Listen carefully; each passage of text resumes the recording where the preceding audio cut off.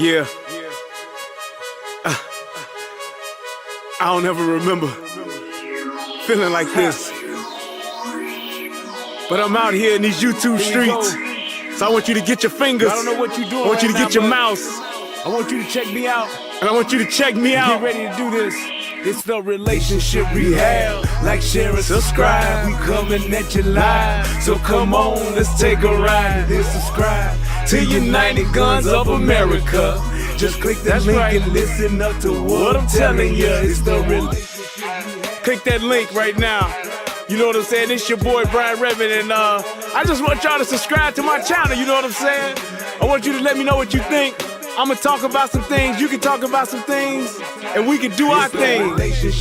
You know what I'm saying? I mean, it's all about having a conversation, right? I mean, if we can't talk to each other, then, I mean, what are we really here for? I want y'all to be able to just come over to my channel, talk to me about what's going on with you, and I can tell you what's going on with me, and we can build some things, you know what I'm saying? That's all about growth, baby. So click that link, go ahead and swipe on your phone, whatever you gotta do. Share my content. It's just get me out here, baby. Cause we just talking, you know what I'm saying? It's like, I like doing what I'm doing because it's about the people. It's about us having a conversation with each other. It's about us discussing whatever needs to be discussed. And on these YouTube streets, this is the best place to do it, baby. Like, share, subscribe. That's right. Click the link.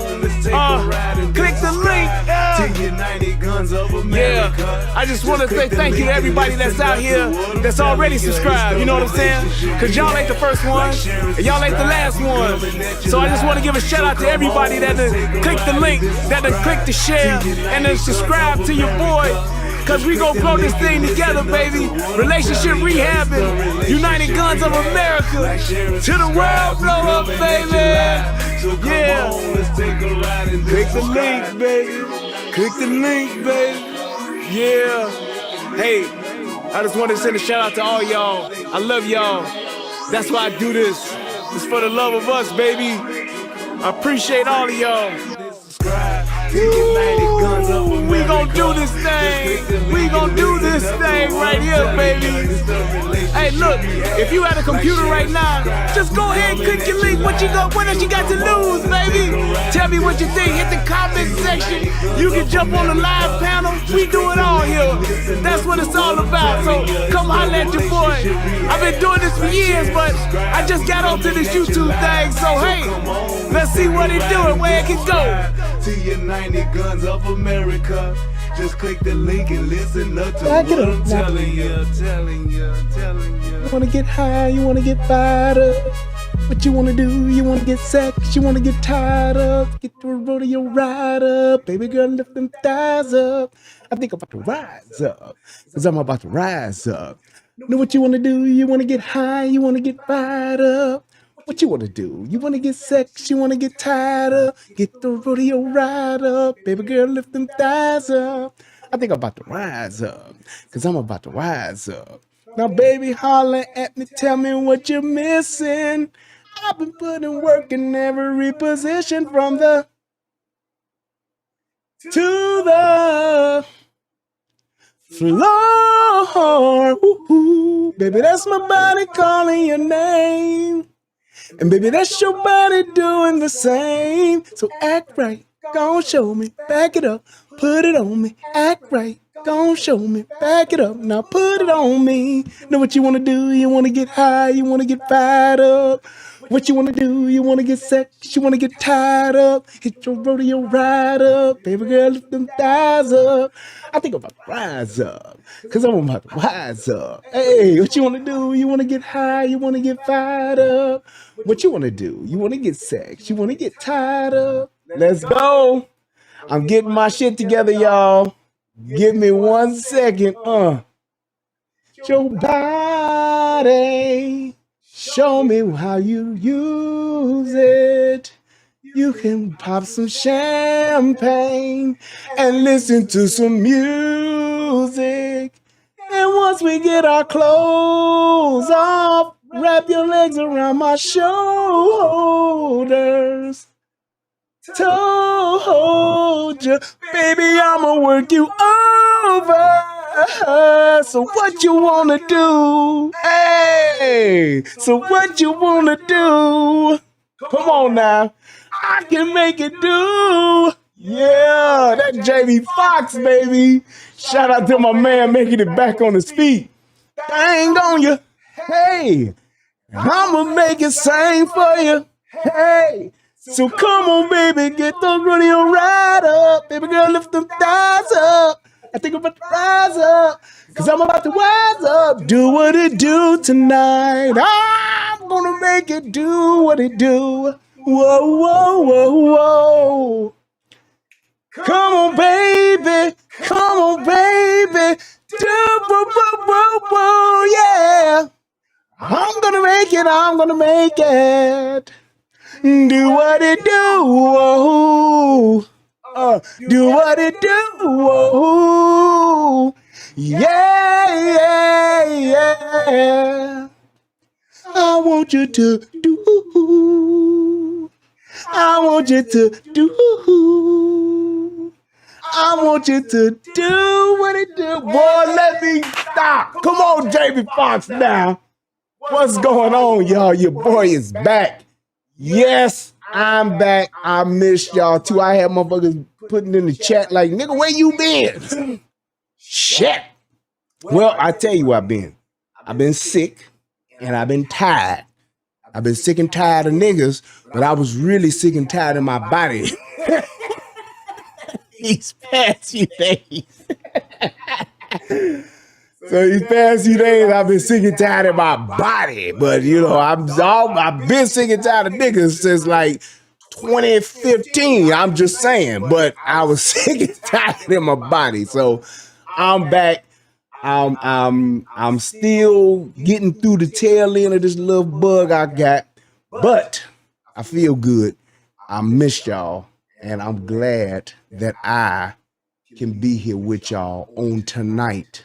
So let me, I can't even see my chat. Hold on for a second. Let me pull this up. Let's do this. Get this over here. There we go. I can see the whole chat now. Yeah, but it's good to be back. He said, forgot about the show, just putting on the I did, John. I forgot all about the show. And I'm just putting on a concert. Yes, yes, sir. Yes, sir. But yeah, it's good to be back with you guys, man. I missed y'all. And hey, I got my shit sounding good. Wait, somebody say an echo. Hold on now. Let me see now. I shouldn't be having no damn echo now. Everything should be good. Y'all hear an echo? Y'all tell me now so I can get that shit together. Let me know, let me know, let me know.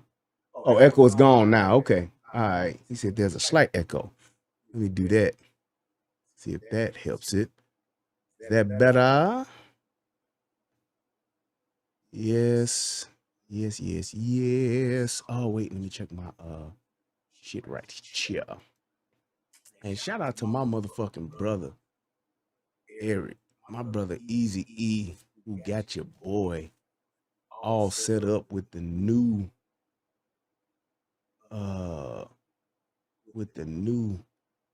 audio. Hold on. Let me make sure that this is right. Mic check, mic check. There we go. That should be good. And let me make sure I'm good over here. Yep, I don't see that. I don't see nothing there. Yo, yo, yo. Yo, yo, yo. All right, let's see. Yeah. Y'all let me know, is it still an echo? He said got the reverb on. I don't got no reverb on. That microphone is right. Because tonight is the night that I'm feeling all right. We'll be making love the whole night through. 'Cause I hope my shit is fixed. 'Cause I'm tired of fucking with it. Yes, I hope my shit is fixed for you. Oh, wait. Let me see if I can hear it. Let me see if I can hear it. Where's that? Let me go to the show. All right, let me talk now and see if I can still hear it. Because I'm listening to the show. Huh. Yeah. It's a slight one. I wonder what that's from. Let's see if that takes it away. Does that take it away? Oh. Yo, yo. Hey, hey. Yo, yo, hey, hey. Oh, let me listen to that. All right, let's see if I listen to it that way. I think that's it. It's still echoing. Okay, is it gone now?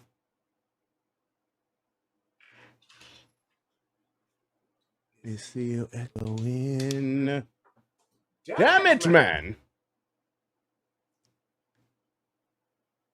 Said, did you hear about the Lakers putting the in-season tournament banner up in the rafters with the other championship banners and the Pistons about to make history? The worst way. Nah, I didn't hear about that, bro.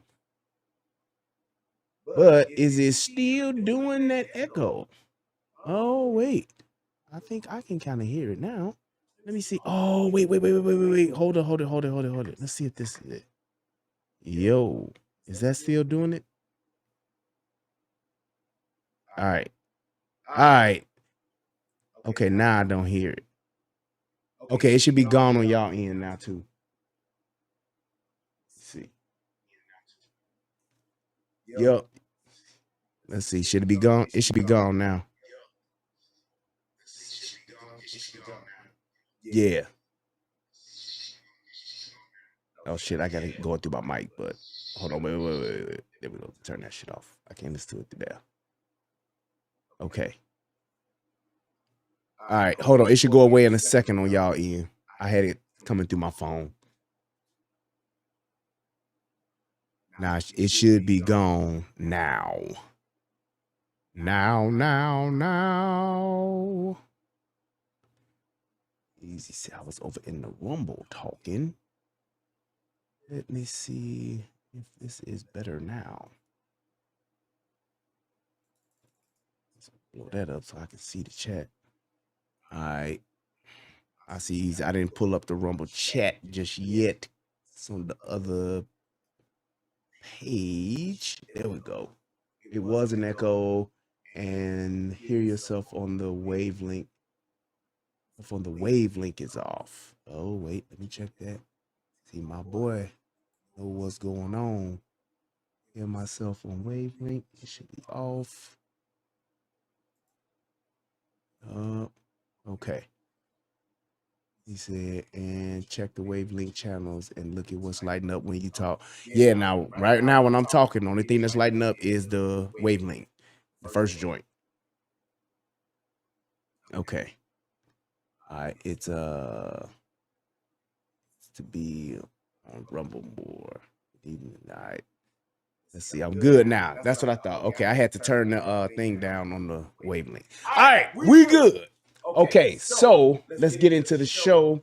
But before that, I have to stop my show. And this is what I'm telling you. When you decide to have children, there is something that they really don't tell you about.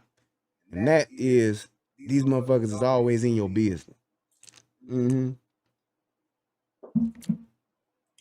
Yeah. And you saying it's still there? Let's see. I wonder why it would still be there if I got that on. I still hear the slight echo, but it's tripping. But hell, I ain't tripping. My nigga say I ain't tripping. Just come on, nigga. I I don't know what it is I'm doing. I know it's something stupid because the shit's been fine. He said, that's off. Unmute is off. That's there. And that's in the headphones, so I can hear that. And I can hear myself in the headphones. I don't know why I can. Because wait, even when I hear it, oh, wait a minute. Hang on. I wonder if that's it. Nope, that ain't it. Is that it?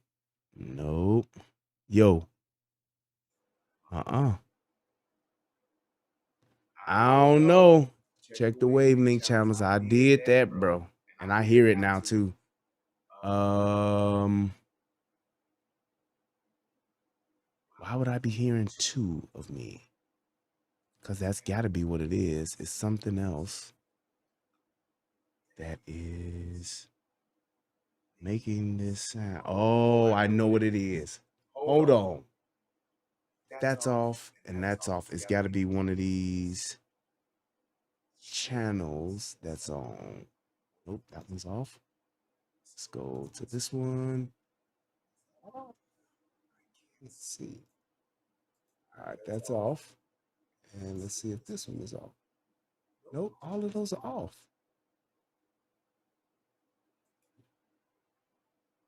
I don't fucking know, man. And input is double somewhere. Yes, sir, I agree. And I don't know where because I'm only seeing one on, unless I need to turn it off in my broadcast software. How do I have these? Y'all know I have all these problems. 3 apps are using your microphone. What are those 3 apps?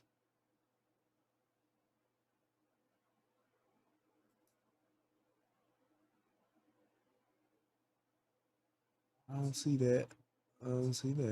Let's see.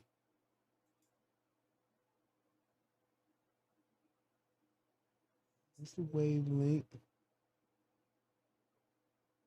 Okay.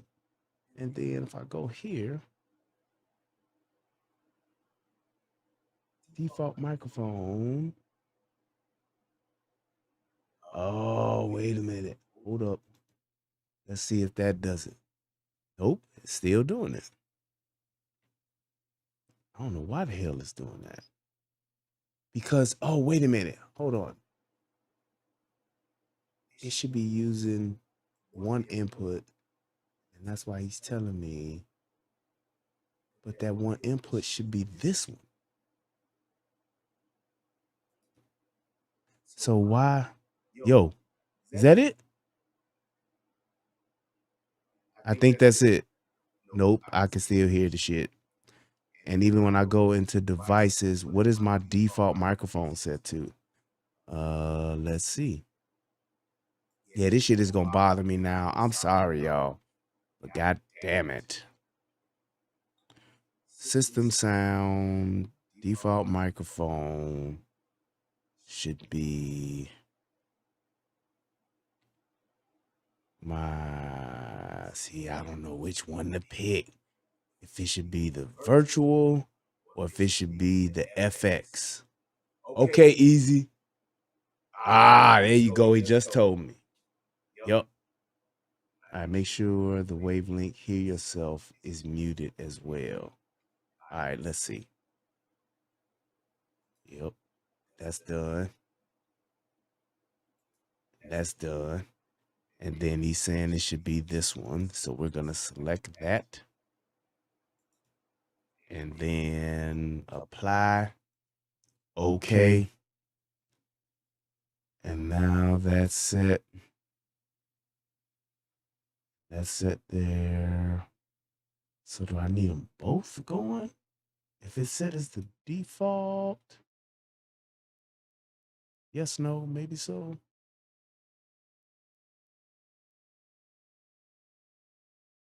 Okay. Is it still doubling now? Because I don't think I hear it anymore. I think I fixed it. Y'all tell me. That should be your default, right? Talk. Yep. There we go. Hot damn. Yeah, baby. I appreciate y'all. My brother Easy Boy always got my 6. I love you, baby. I love you, boy. You always got me. Got me covered, baby. Yeah. All right. So, all right. Now we get into the show. Yep. Shout out to Easy. God damn it. Yes, sir. All right. So I can close this out because I don't need that no more. And then that's good. And everything else is good. I don't need any extra. Close that. And yep, everything else is fine. We need that. And we need that shit. Okay. All right. So we good to go. Now, sound good. Shout out to my man Ron Hot Boy. So let me just tell y'all, I appreciate everybody that's been hanging in there with your boy. I have been lacking in giving y'all content, but I can tell y'all right now, I got some time off and I am going to be able to do my thing for the next week and a half. So y'all sit tight and strap on your seat belts because we gonna do the damn thing. Let's see here. Let me go. And yes, all right. Good. So y'all just sit back, relax, because we gonna do the goddamn thing and it's gonna be all good. So without further ado, let's go ahead and go to I wonder if that's still working on here. My favorite part of the show. Federal law allows citizens to reproduce, distribute, or exhibit portions of copyrighted motion pictures, videotapes, or video discs under certain circumstances without authorization of the copyright holder. This is called fair use and is allowed for purposes of criticism, news reporting, teaching, and parody, which doesn't infringe of copyright under 17 U.S.C. 107. All right, cool. So we got this together, got our sound together. All right. I got a shout out. I forgot as I was getting to the point that I was making about having kids is that I get a text message on my phone telling me I need to shout my daughter out. So shout out to my beautiful baby girl. Yes, indeed. Daddy loves you very much. I know you're not feeling well. You got a slight temperature, but daddy loves you and you're going to be all right. Yes. All right. Shout out to my daughter. There. I hope that makes her smile. All right. So, look, people in the chat even saying hello to you, baby girl. There you go. She laying in the bed, acting like she's sick. When she should have just been drinking enough water, she wouldn't be sick. Now, all right. Enough of that. People didn't come here to hear me get on my daughter's ass. So let's go ahead and let's get the show started. So I want to talk to you guys about Chicago. And I did a show a few weeks back about the immigrants in Chicago. However, this video that I saw and this show that I've been meaning to do and wanting to do for quite some time has been the one thing that is what I've been saying is going to happen, and it's now happening. And this all goes back to black folks. Number one, the way that you vote, you have voted, I should say. You're now reaping what you have sown. And until y'all wake up and start voting your interests instead of voting what make you feel good, this will continue and it will get even worse. So I want to pull up this video of, let's go here first. They're showing up sick. Mm-hmm. Do you hear me? They're showing up sick. Good afternoon, Mr. Good afternoon. You only recently were able to clear migrants out of the police stations, but now it appears that the flow is back and there are migrants at police stations again. And there are now reports that the buses that could be subject to seizure or towing if they don't obey the rules are starting to leave people outside of Chicago and giving them train fare to get into the city. First off, what do you think about that tactic, and what can the city do? Well, first of all, you know, this international crisis that the entire world is dealing with, the type of chaos that's being administered at the border is what we're, you know, working to solve. And from the very beginning, the buses coming from Texas have not centered people's humanity. And it's actually been quite raggedy. What I've attempted to do, because it's important in this moment, because the entire world is reeling for answers. The city of Chicago is providing some structure and parameters around this mission. That's what leaders do in this moment. And so we've stood up multiple shelters. We have thousands of children who are in our public schools right now. Most of them are in preschool or up to third grade. And, you know, it's disheartening that the governor of Texas is literally invoking chaos without having like a real clear willingness to coordinate. And all we simply did, to your question around the ordinance, was to create better coordination. Now, here's what's funny. For those of you who may not know, this is Brandon Johnson. He is the mayor of Chicago. And like I said, before he got elected, I said, this ain't the one y'all want, because he's literally going to be worse than Lori Lightfoot. And he is. And the whole idea about niggas in Chicago wanting a black man to run the city, y'all should have picked Willie Wilson. You should have ran with Willie. And the reason why, and this is so stupid, the reason why y'all didn't go with Willie is because this is what black folks say. He can't talk. That's what they say. He can't talk. Excuse me. And not to say that he can't formulate sentences, but because he has a slight speech impediment, they saying that he can't talk. Now, regardless of the fact that this dude is a fucking millionaire, regardless of the fact that this dude is an accomplished and well-established businessman, for over 20-something years, his pedigree shows that this dude is not an idiot.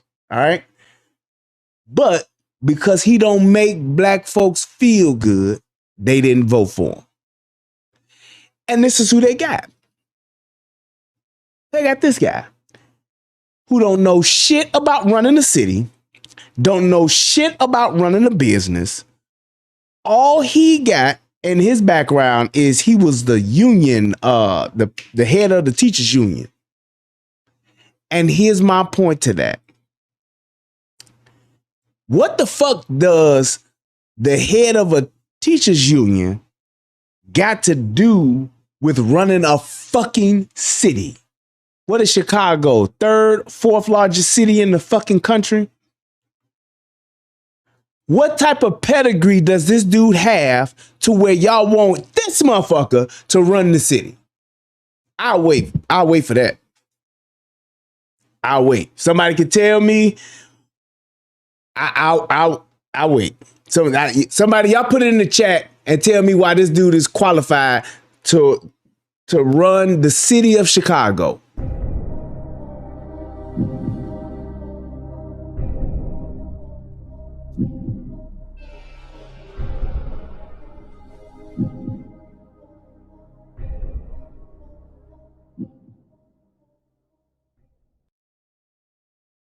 Okay, we got nothing. This is my point. So what that means, people, and y'all have to realize this, when you have people that are broke, like this nigga was, compared to politician standards and celebrity standards. This nigga ain't got no money. He gotta be getting funded, and he gotta have somebody pulling his strings, because you just don't become that type of a candidate out the fucking blue. Y'all ain't never seen this nigga in the city. Y'all ain't never seen this nigga around the city. Y'all never heard of this nigga until they propped him up for your ass. And y'all saw this nigga black, got a 1990s haircut, and that's enough. He sound cool. And y'all went with it. And now, this is what you got. This is what you want. This is what you get. I forgot the name of that movie. It's an old movie that was like a song that was in the movie about some robot. It was like, this is what you want. This is what you get. But this is what you got now. And it's like, this is the dude that's running the fucking city. And he's blaming the immigrant crisis in Chicago on my governor, Mr. Gregory Abbott. And my thing with that is, how's it his fault? He's sending the immigrants to the sanctuary cities that welcome them. We sure as hell didn't down here in Texas. And we ain't got to try to coordinate with none of you motherfucking sanctuary cities. Why should we? You should be talking to your president. He's the one that wants these people here. You gonna try to make this out to be Texas' fault? Shit. I ain't trying to hear it. Now, Alderman Hall is here. There were others who went to the border to have conversations at the border. And having coordination is what is the minimum. You know how he left out with who they went to go have conversations with at the border? And you know the other part to that? Y'all going down to the border to see what? A bunch of fucking immigrants coming over here? What is everybody going down to the border for? Y'all been going to the border for 3 years now. The fuck is you going down there for? What is it that any politician has not seen that they need to go down and see at the border? I don't know. I'll wait. What is it? There's nothing down at the border that you don't already know of that you I gotta go see it for myself. Come on, man. Shout out to my man, Truth Talker Teacher. It's good to be back, man. I miss y'all too, man. Expectation. Now, if you remember back in May when I was sworn in, I believe there were almost 900 or so people living in police districts. And I said from the very beginning that this is not dignified. And so we've worked hard to eliminate people from living on floors who are showing up in Chicago in some of the worst health conditions. And I did get reports that there are about 20 people, I believe, that are scattered throughout the city of Chicago and police districts. And we'll respond to it. But again, a month ago, there were 4,000. Look, Alderman Burnett has already expressed this. It wasn't a failure to acknowledge our victories. Sometimes we do so much, we don't keep track of the work that we're doing. We just do it. And no matter how contrite, that sometimes, people are in this moment, it doesn't, excuse the poor behavior that's coming from Texas. Do you hear how he keeps saying, and this is the part that pisses me off about niggas, because I ain't mad at what he said, because he's being a politician, but he only really keeps saying two things: Governor Abbott and Texas. Like this is their fault. This is Governor Abbott's fault, and this is Texas' fault. What the fuck is there to coordinate with y'all? What is there to coordinate? Hey, look, we got a busload of fucking immigrants coming your way. What the fuck you gonna try to tell me? Hold on, we can't take don't send all 8 buses. Nope. We sending them. Y'all on the way. Y'all a sanctuary city. Y'all ain't saying shit to y'all president. Hey, man. Sounds to me that y'all are welcoming with open arms. Y'all like Rick James, like sunshine. Like y'all welcome, like y'all ready, like bring them on. Come on, man. Come on in. That's what it sounds like to me. That's exactly what it sounds like to me. So what is there to coordinate? And so we're going to continue to provide structure and order and direction in this moment, because that's what the people of Chicago deserve, and that's what we're giving them. Mayor, the shelter at Halsted and Cermak, a 5-year-old boy was there shortly before he died this weekend. There have been reports that their conditions are unsafe, unsanitary. Do you have confidence that that shelter is safe for people to live? I believe there's over 2,000 people living there. Well, again, let me just emphasize again, the conditions in which people are arriving in Chicago are quite disturbing. The people who are at the border sleeping outside in the cold, out in the rain, trekking through thousands of miles of jungles, being forced on buses without any clear direction of where they're going. And while children and women were living on floors in police districts, and my administration eliminated that practice, there were ambulatory runs, 911 calls, because again, people are showing up in very extreme circumstances. And here's the slap in the face. We have people sleeping outside, sleeping in the cold, sleeping in the rain. Where are the resources for them? You know, the people that actually live in Chicago that are homeless. Where are those resources at? Oh, but you can find resources for immigrants, for people who don't even live here. You can find food, clothing, shelter. You can find it for them. But essentially what he's saying is based on his administration. They could have resolved the homeless problem in Chicago. If they've been able to house this many immigrants right now, which is in the thousands, why wouldn't they do that for our own people in the city? And nobody's asking that question. The same buildings y'all open up have always been there. The same facilities that you made available to these people have always been there. Why are y'all able to open them up now when you have immigrants showing up, but you couldn't open up those same facilities for the homeless who have always been there? That's a slap in the face. And here's the other part to that. Who's paying for this? Taxpayers. Us, y'all. So if they're the ones paying for it, why would we not have given those resources beforehand? And that to me is the problem, to say, well, if you guys think that that's okay, then it's just basically saying, hey, shut up and let us do what the fuck we want to do with these taxpayer dollars, and that's just it. Whatever it is you got to complain about, whatever it is you got to say, whatever, nigga, we gonna do what the fuck we want to do with your money.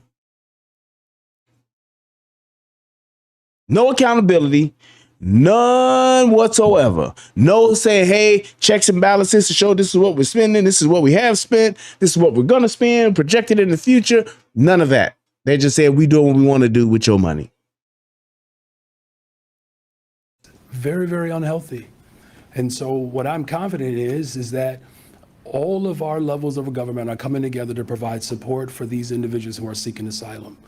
And we're going to continue to assess our work as we move forward. And of course, we're providing support for the family.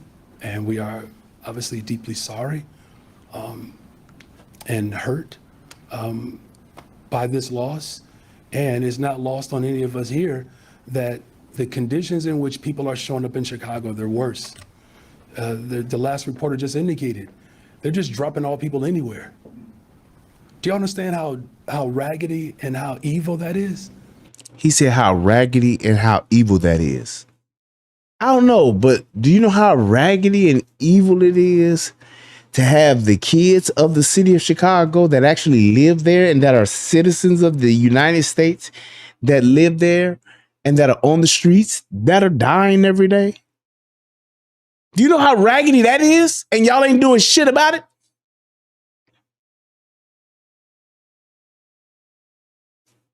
Just saying. He's saying it's raggedy. Here's my thing. This is a politician who's getting paid well over $300,000 a year to do this job. And that's the best he got, is to say this is raggedy. You right, Easy. He sounds like a female, AKA Brandon sounding like a bitch. That's just raggedy. That's exactly what he needs to just be saying. Exactly. What grown ass man uses the word raggedy? That's raggedy. Do y'all know how raggedy this is? It's like, as a politician, but more so as a man. What are you talking about right now? All you saying is Texas and Greg Abbott and how raggedy this is. You're just going to put people on a bus and just take them somewhere and drop them off in the... So you don't think that it's raggedy to just let a bunch of motherfuckers just show up over here and we just supposed to take them in our state? The fuck you think? Tell me this. And I would say to anybody that has a debate with someone, whether you're in the barbershop, you had a family barbecue, maybe you have a Christmas dinner. Ask the people that are for this shit, ask them this. Could somebody you don't know show up at your house, let's just say a family of 5, all right? Could they just show up at your house, knock on your door, bing bong, you open the door, and they say, hey, we here, and then they expect you to just take them in? You tell me which people that you know would just let them come in and live in their house. They ain't got no job. They sick. They ain't got no money. They literally have nothing but the clothes on their back. How many people would let a family of just 5 show up at your front door and you take them in today and provide for them everything that they need? You literally take care of them with the resources that you have right now. I don't know of anyone that would do it. At best, you might find somebody that would do it for one night or maybe a weekend. But come Monday morning, y'all got to get the fuck up out of here. There's nobody that's going to do that. So when you're talking about it just being 5, how about 15? Not just a family, but just different random motherfuckers. And they ain't all, because the picture that they paint is that it's a bunch of single mothers crossing over through the jungles of Mexico, and they're just trying to survive, and they have a bunch of young children and young girls with them that if we don't help them, they're going to be sex trafficked. All I'm saying is this. It's not our responsibility to take on more than what we can bear. If we're not even taking care of our own to this level, why would we do it for a bunch of foreigners?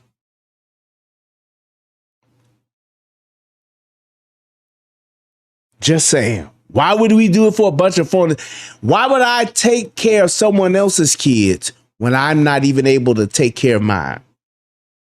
Why would I take from my children and give to someone else's who I don't even know and should not even be here.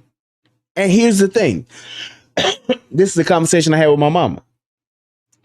Because my mama was like, well, it's the kids. You know, she's soft spot for a woman. She's an old woman and she got a soft spot for kids and women. And I said, Mama, do you honestly think you could take all of the single mothers and all of the children that are living in the Inglewoods and the projects and all of the rough areas out in the wild hundreds of Chicago, could you round them all up and take them up to, let's say, Canada and drop them off? And in Canada, give them all free room, board, food, and all that stuff? Well, no. I said it's the exact same thing. As unfortunate as that may be, it's not our responsibility when we can't provide the resources. Because I promise y'all this, there's not one family of 12. There's not 15 or 10 or 8 or 9 or 32 different immigrants staying at the mayor's house. Let's ask the mayor, how many people has he taken in? It ain't like he can't find them.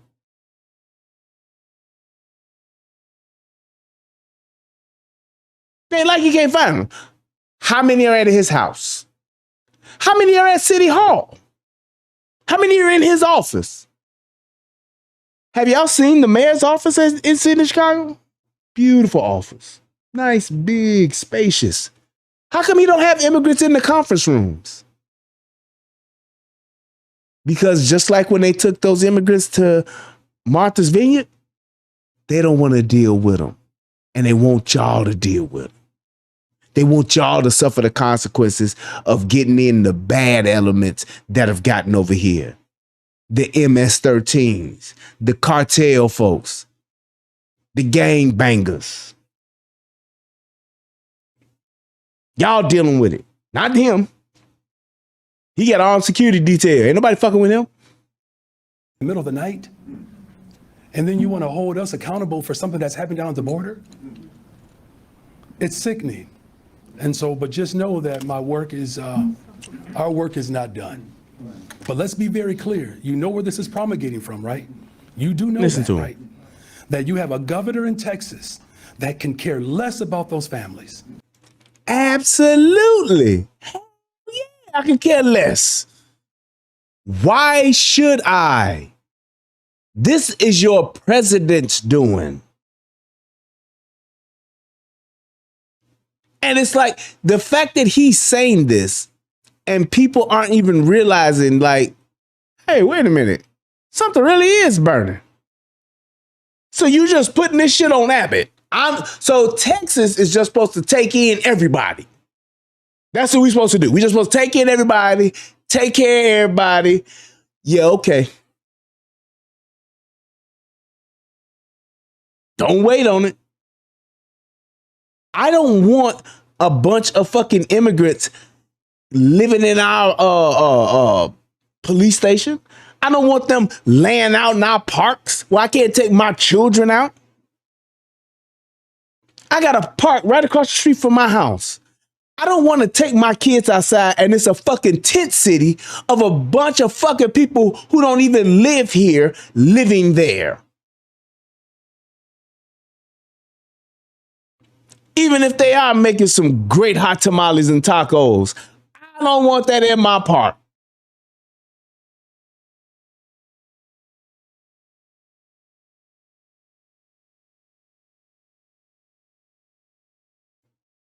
Bert says, Texas can deal with them. As mayor, I say I can help them, but I don't really want to.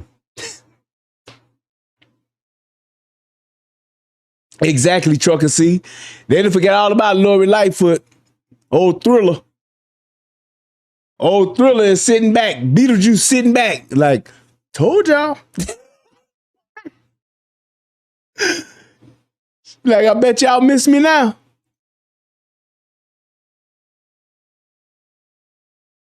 He said every busload ends up somewhere in Chicago.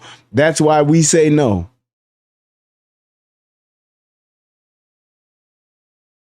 It's like, this shit is ridiculous, man. Y'all are the sanctuary city. And before you deemed yourself as a sanctuary city, identified yourself and claimed to be in the sanctuary city, y'all should have thought about this. Y'all should have had this all figured out. How the hell you gonna tell the world that y'all are a sanctuary city and y'all don't have this shit figured out? Obviously, you should have a plan. It's like, well, why wouldn't you? And literally dropping them off, not just in Chicago, but anywhere and everywhere. It's wicked. Don't you lie on my governor. He ain't just dropping them off anywhere and everywhere. He's dropping them off in the sanctuary cities. Where else should he drop them off at? Right, me caca, tu caca, tu caca. It's like, what? Y'all the ones that said that y'all was a sanctuary city. Why are you mad that the immigrants are coming to the sanctuary cities? Listen to that one nigga. Preach. He ain't no fucking preacher. And he ain't said shit. That staff denied requests for an ambulance to be called, denied medical help. Can you confirm those details? Is the administration, the city investigating whether medical help? We're gathering information, as I've said before, at every single site throughout the city of Chicago. We provide on-site medical care. In fact, the county government has just put forth more dollars for more health care. But I want you to hear me good. They're showing up sick. Do you hear me? Yeah. They're showing up sick. Yeah. The issue is not just how we respond in the city of Chicago, it's the fact that we have a governor. See, you get that Randy Watson. An elected official in the state of Texas that is placing families on buses without shoes, cold, wet, tired, hungry, afraid, traumatized, and then they come to the city of Chicago where we have homelessness, we have mental health. What? What did you say, nigga? He said they already got homelessness? Oh, so maybe you should be addressing that before you call yourself a sanctuary city. Clinics that have been shut down and closed. You have people who are seeking employment. Oh, so you got people who are seeking employment, homeless people, and you call yourself a sanctuary city. I don't know how that works. The governor of Texas needs to take a look in the mirror of the chaos that he is causing for this country. He is taking a look in the mirror. He's taking a look in the rearview mirror as he watched them motherfucking buses drive off to go to Chicago, bitch. That's what he doing. That's the mirror he looking in. That's the mirror he should be looking in. It's not our problem. This is your president's problem. This is your president's administration problem. We are not a sanctuary city. I don't give a fuck how many people show up here and in what conditions. If you don't want people to come to your city with no shoes, cold, tired, wet, hungry, then maybe you should close the border. Maybe you should stop them from getting on U.S. soil.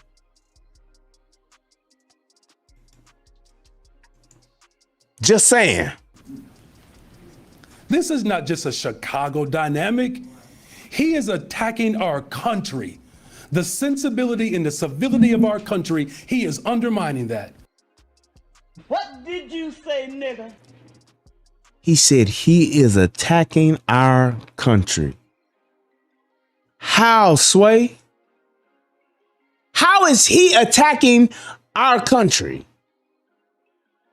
It's like, I'm so sick of politicians being able to say anything and no one challenge it. Like, wait, hold on.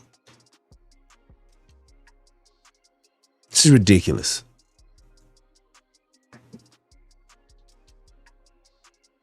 Listen to that one nigga. I hate nigga. One nigga. Preach. You two-clap motherfucker. Shut the fuck up. You dumb son of a bitch. You dumb son of a bitch. It's like you could always find one. He ain't saying nothing profound. He hasn't said anything that even deserves a fucking preach. Stupid ass motherfucker. Always can find a nigga to cheerlead some shit. It's all good. We good. It's all good. We good. It's all good. We good. This y'all man. It's all good. We good. No, the fuck y'all ain't. No, the fuck y'all ain't. It's all good. We good. Hey, get your goof ass out of here. Mayor, given what's happened at the shelter this morning and what is, we've seen more ambulances show up there, is it time to reevaluate using these warehouses as places for shelter activities? So I want to make sure I understand your question. Hold on, I got you. I just want to repeat back to me. I'm going to repeat to you what I believe you're asking me. You're asking me, based upon an out-of-control governor who is sending busloads of people all over the country, you're asking if Chicago should reevaluate how it handles the migrant crisis? No, that's not what I'm asking. Okay. Do you see how he's literally trying to make this Governor Abbott's fault? Like everything he's saying, it all goes back to Abbott. Like Abbott is bringing these people over here. Abbott is the one that's getting these immigrants in here, and then he's sending them out to everywhere. Nope. But his bitch ass won't say who is. He won't say who's responsible. That's what his backers and his handlers, they'll say, no. What I'm saying is that we've had at least one death at this particular shelter. We've seen more ambulances show up at this particular shelter this morning. While we were there, we saw people coming out sick. Does the city need to reevaluate the practice of using the warehouses, which were never designed for human habitation, as a solution in the migrant crisis? As I said before, they are showing up sick. Listen, I don't want to put words in your mouth, but it sounds like you're drawing a conclusion based upon a site. What I'm simply saying is when they get here, hold on. Listen, I am saying that they're showing up sick. Are you hearing me? They're showing up sick. And so we are doing everything in our power to treat the conditions in which they're arriving in. As far as us reevaluating our mission. Watch him go back to the governor at some point.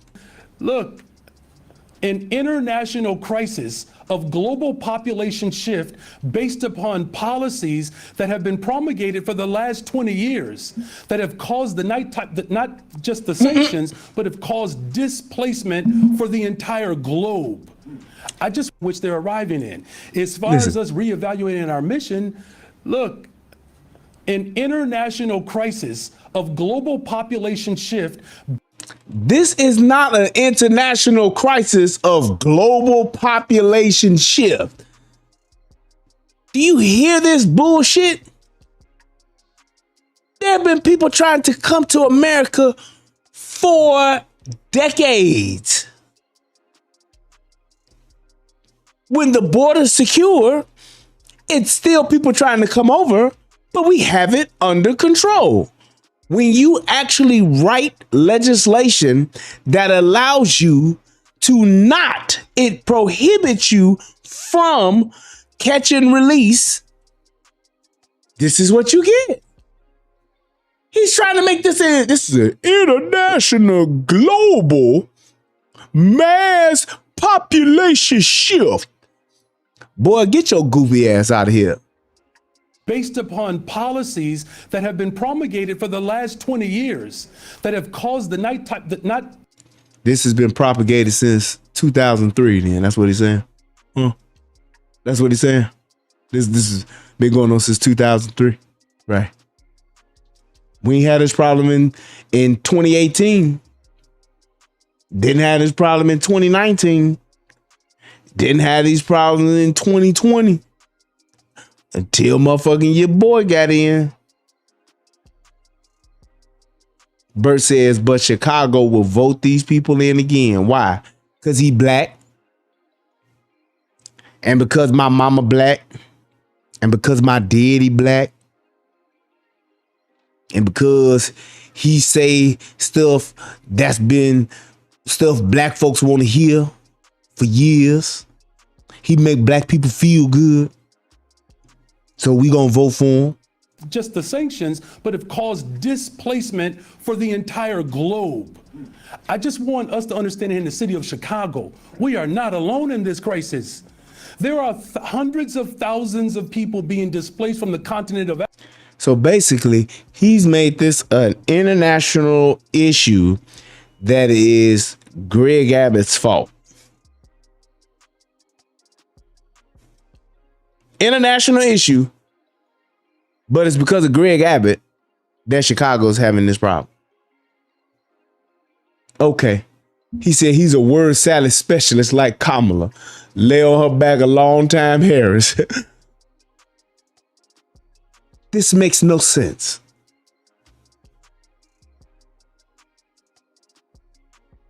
Yes, he just blamed African displacement on Greg Abbott. Africa, from Central and South America. So this question about reevaluating, how about we do this? How about we reevaluate all of our international policies that are causing the chaos that we're experiencing right now, and let's evaluate the sanctity of someone in Texas who disregards people. That's what we should be reevaluating. Yeah. He's not disregarding people. He's simply a transportation coordinator. And he's doing a mighty fine job. What's wrong with Greg Abbott coordinating the transportation of these people that are coming over here illegally to a sanctuary city? Mayor, I want to go back to the issue. Two clappers. of volunteers. They have said repeatedly that they've asked to get access to the sites to help provide medical. And I'm sorry, I've tried to ignore this, but I have to acknowledge it now. I just, it's like fire shut up in my bones. Like Jeremiah, it won't leave me alone. Do y'all see the size of the massive face of this woman behind Greg Abbott? This woman ain't smiled. She ain't said shit, but her face is of epic proportion. I mean, goddamn. Do you see the size of that face of that motherfucker? Jesus Christ. It's like when that motherfucker, I don't even want her to talk, because as soon as she open her mouth, she gonna be like, yeah, I'm like 6 wings with extra mild sauce. Give me 2 peppers with salt and pepper, and fry my wings hard, please. big face, bitch. Look here. Optics matter. If I'm the mayor, the last thing I'm gonna have is some big face bitch in my background. I'm sorry, I'm not gonna do it. I'm gonna be like, look, Shaniqua, yeah, just move over a little bit. Or better yet, just switch spots with the other person next to you. Yes. Yeah. Why you gotta move? Her face too big. Yeah, switch. No, you go over there and let that person with the smaller face come stand there, because they're in the camera shot. Okay, thanks. Now this is Greg Abbott's fault. That's what I'm gonna do. I'm just saying. That motherfucker face, boy, got to have a voice to sound like that. They be like, yeah, Shaniqua, we saw you on TV, girl, standing behind the man. Yeah, girl. That man, he be talking some crazy-ish. I was like, girl, I'm hungry. We've been standing up here way too long. What's for lunch? Big bitch.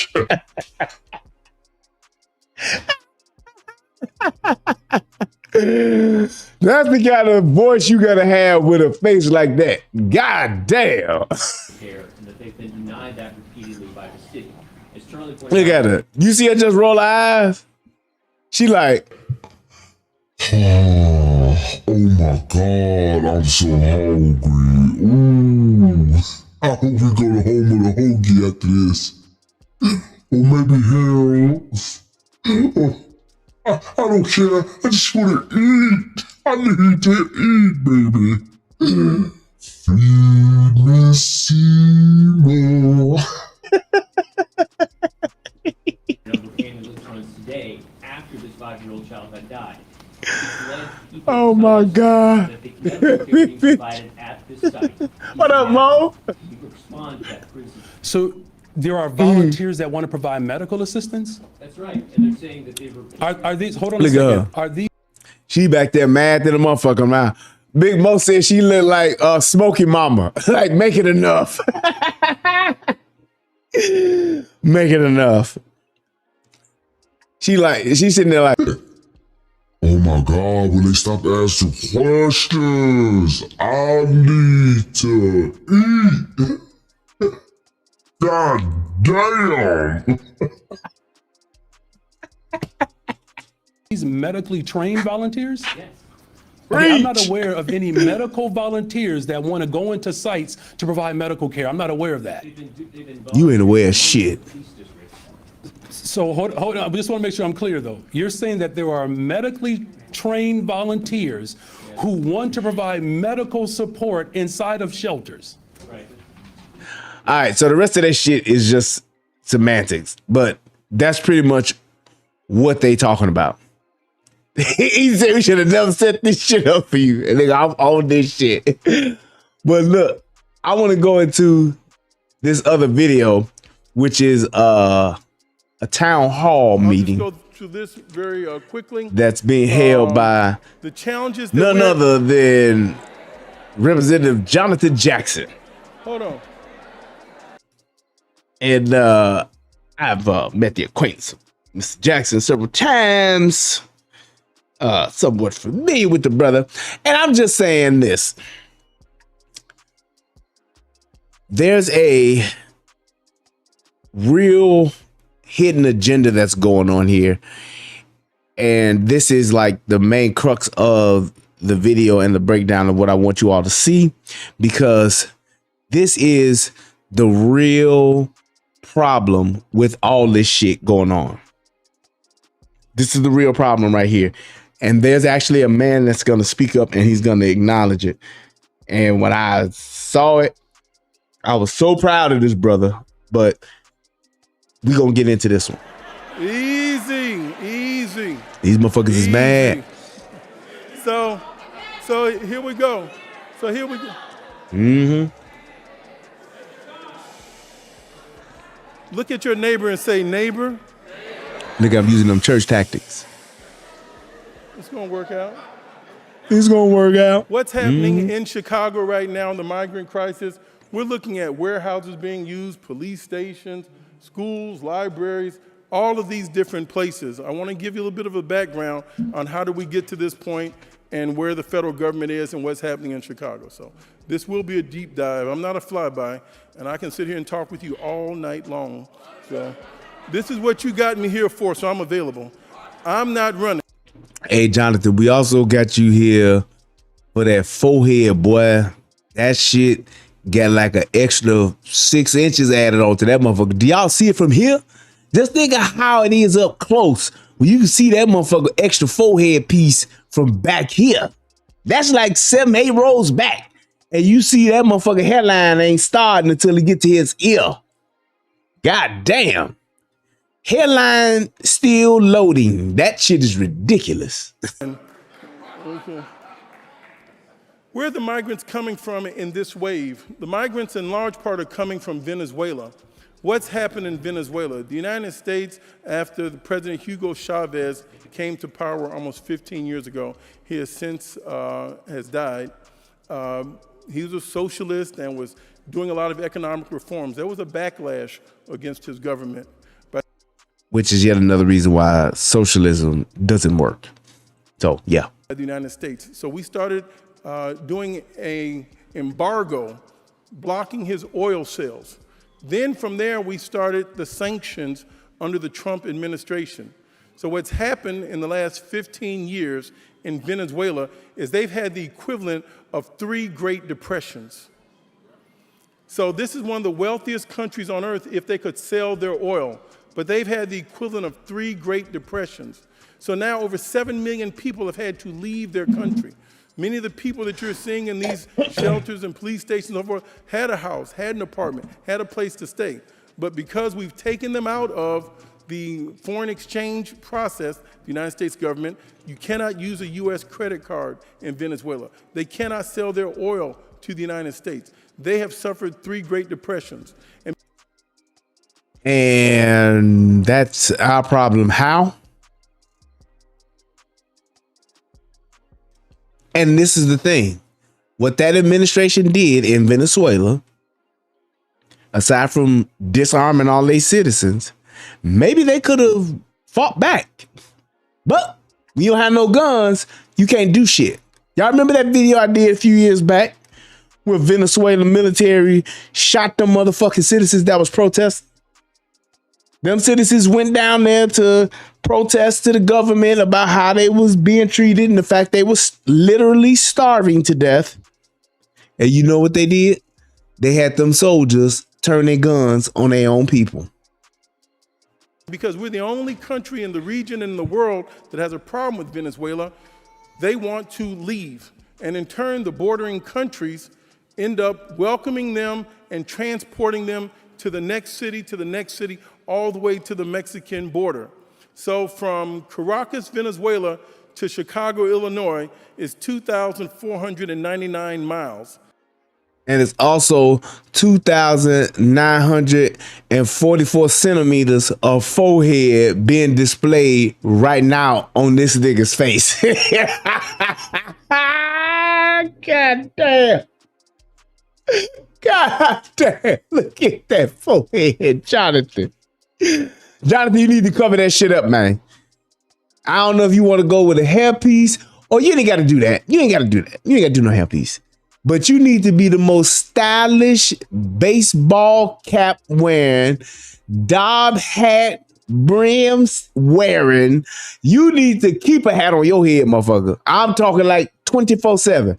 Like when you wake up, you know how you wake up and you stretch and shit, put on your flip-flops. You need to get up once the alarm go off and you need to put a hat on your head. Then stretch and put your flip-flops on, scratch your balls, go pee. You need to do all that.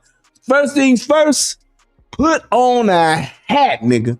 You get you a Bears hat, Bulls hat, Cubs, socks. I don't give a fuck. Get you an E.F. Hutton hat. Because if you want people to listen when you talk, you cannot have your forehead as a major distraction like it is now. You can walk to Caracas, Venezuela. You can drive to Caracas, Venezuela. You can bicycle to Caracas, Venezuela. You don't need to fly. You don't need to take a boat. It's one contiguous landmass is what I want people to understand. And then we're going to go into a deeper dive on how did we get to this current challenge.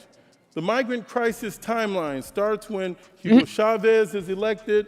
There's repercussions. The United States wasn't happy. Mr. Chavez has since... So if this shit started all the way back then, 15 years ago, why are these motherfuckers showing up here now? I'm just saying. And you know why all these people are showing up now? It is because Joe Biden and his administration has opened the border. There have been people showing up to our borders for decades. He opened the floodgates. And now nobody wants to say why we're being flooded. I don't want to hear about, oh, it's a long walk from Caracas, Venezuela. You could walk there, drive there, bicycle there. Ain't nobody riding no bike no 2,000 miles, nigga. Deceased, and then Maduro came in there, and if they were, they wouldn't do it if they knew the border was closed. They're like, hey, we're going to ride these 2,500 miles. They're like, no, I'm not going. He's not open. I cannot get over. And if they catch us, they send us right back. I'm not going. But when you say, hey, man, if you could just get here, we going to let you in. Then, yeah, I'm going to sell every fucking thing I have, and I'm going to risk life and limb to get there, which is what these people are doing. And the United States got even more selective in its prosecution and sanctions against them. Then he had a failed coup attempt in 2018. Then the United States puts in sanctions on the oil. They also own the Citgo oil company. The Venezuelan oil company has hyperinflation. We're talking about the 4% and 5% that we have on eggs and milk. They started having 75 and 100 and 200% inflation. So people could no longer eat there. And now, again, I get it. It's terrible. But we're not able to take these people on. We're just not. the imports resume, eventually increasing to 153,000 barrels of crude oil a day. They had been totally shut down. President Biden, 3 weeks ago, lifted some of the sanctions so they could start selling oil so fewer people would be leaving. Why do we have to deal with this? Because there are over 400,000 people from Colombia and up the Pan American Highway that are trying to get here. So this is only the beginning of the wave. We're going to talk about it a little bit more.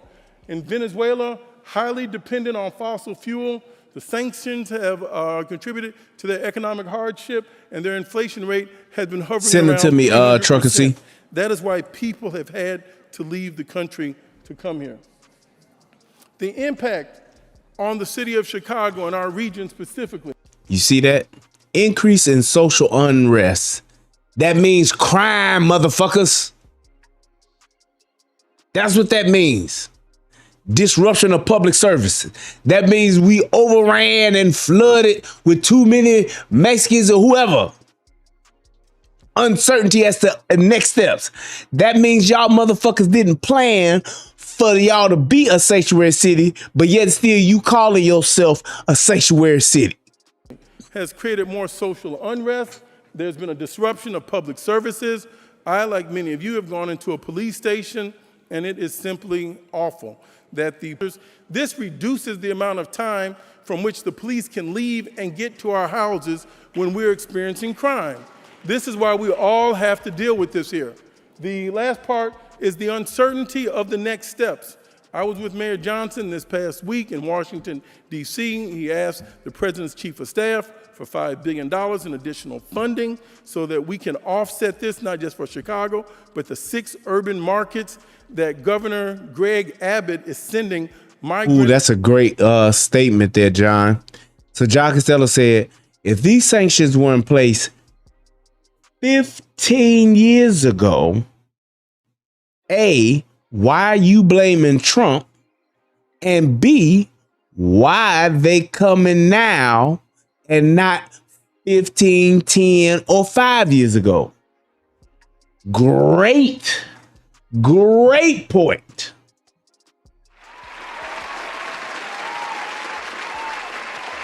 Great point. I didn't even think of that.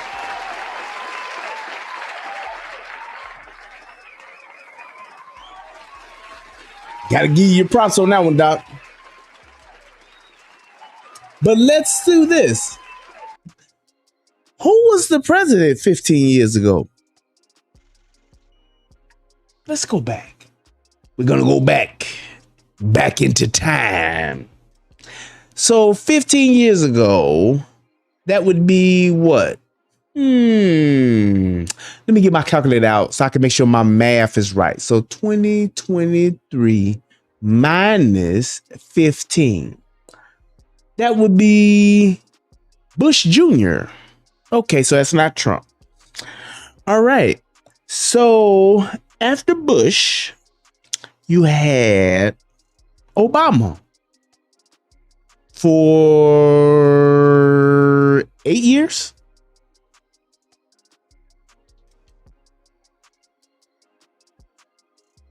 Nope, Obama got in 2008. Right? Wait, when did Obama become president? Hey Siri, when did Obama become president? It started January 20th, 2009. 2009. 2009. So 15 years ago, we talking the last year of Bush Jr. and Obama was president. And for 8 years, Obama kept that shit the way that it was. Ain't it kind of funny he didn't mention that? Yeah, okay. Populations too. I want to tell you about that. So Governor Greg Abbott, the governor of Texas, created a program. Oh, and you don't have to worry about taking pictures of the slide. This fancy staff I have. So wait, you're right, Jesse. Jesse Huff said there are several other countries between Venezuela and the United States. Why not declare asylum in one of those countries? He says this guy's full of shit. Exactly. Why not? Why not? Because you want to get to America, goddammit. Because America said, come on with your punk ass. They've got a QR code. These slides are going to be available. You're going to be able to go online and get your pictures. So we're going to go high tech. So there is a QR code that you'll be able to download your photos that you took in the lobby, as well as any of the presentation material I want you to have. So Governor Greg Abbott, what did he do specifically? Governor Abbott created in April of 2022. Mayor Lori Lightfoot was on front of this and on top of it. She started trying to combat the wave that what Mr. Abbott was doing. He created Operation Lone Star, and the purpose of that was to send this migrant population to 6 cities, this is his quote, that had Democratic mayors to take this population. So he's receiving money from ICE and other agencies and FEMA, keeping the money, and then sending the people on. No. I ain't gonna let you do that, Jonathan. 3 weeks ago, asking. There's no way he's keeping the money if he's paying for these people to be sent to these other cities. So whatever it is costing to round these people up, to buy the planes, to buy the buses, that's where the money's going. So you can go on with that bullshit, but that's just what it is. He's taking that money and he's using it to bust them the fuck out of there. Transport them out of there like he should, because we shouldn't be doing it with our taxpayers' money that we already paying to the government that they giving back to us to use to do this shit anyway. Why should we pay for it twice? Nope. The Department of Justice and the Department of Homeland Security to investigate Governor Greg Abbott on child smuggling.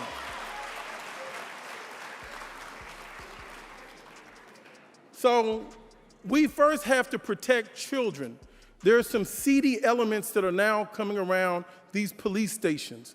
Some people prey on children and prey on vulnerability. This is a portal, this is an entryway to prostitution and sex trafficking. I want it to stop. When we have children and families sleeping outside in 30-degree weather, you and I are walking as fast as we can to a bus shelter, to the train, or to our car. We don't want to stay outside in 30 degrees. They come from a region, in large part, that 60 degrees is cold. They've never experienced anything like this. Which is all the reason why we shouldn't have an open border, sir. which is all the reason why we shouldn't just let these people show the fuck up. All of this shit that they're complaining about for these people, it's like the reason why it's like that is because y'all letting these motherfuckers just show up. You all are the ones talking about we are a sanctuary city. And I would even say this, since y'all claiming it so tough, y'all should be the motherfuckers down there waiting for these people with your own buses, with your own airplanes, with open arms ready to take them back to y'all city. If y'all really about that life. Y'all acting like y'all don't want, like y'all shouldn't have nothing to do with this shit. And y'all the main motherfuckers that's saying that y'all are the sanctuary cities. Be a fucking sanctuary. The reason I'm bringing this up, and I can mention this on this Sunday, our scriptures have a lot to say about the strangers, and here we the go. migrants, and the refugees. So I don't want our... There you go, blaming Jesus about the bullshit that you fucking politicians are doing. I can't stand when these niggas do this shit. Community to turn on one another. We're going to see our way through this, but I want us to be informed as to what's going on. We're going to collaborate with our elected officials. Maybe there's some things that they have in the works I don't know about, things that I'm doing I need to share with them. He said Abbott is sending them to 6 cities with black mayors and large black populations to punish us for Republicans not having a red wave in 2022. Bullshit, Blexit. Bullshit. Nope. The problem is that these black cities, black ran cities, whatever the fuck you want, they're the sanctuary cities. What's the problem? What is the problem? Sanctuary cities should have the migrants. 1 + 1 = 2. Why make this all complex and complicated? When the president opened up the border and said everybody can come over, then the motherfuckers' houses who said, yeah, everybody can come over, why the fuck would we not send them there? We ain't trying to punish nobody. This is y'all. Y'all can easily say we not a sanctuary city and we sending these motherfuckers back. Send them back. But they won't do that, will they? Nope. This is what y'all asked for. This is the shit that y'all said y'all was with. Don't say that you with it and then now you ain't. You bout it? I'm bout it. Yeah, we bout it. Y'all been bout it, so shut the fuck up and be bout it.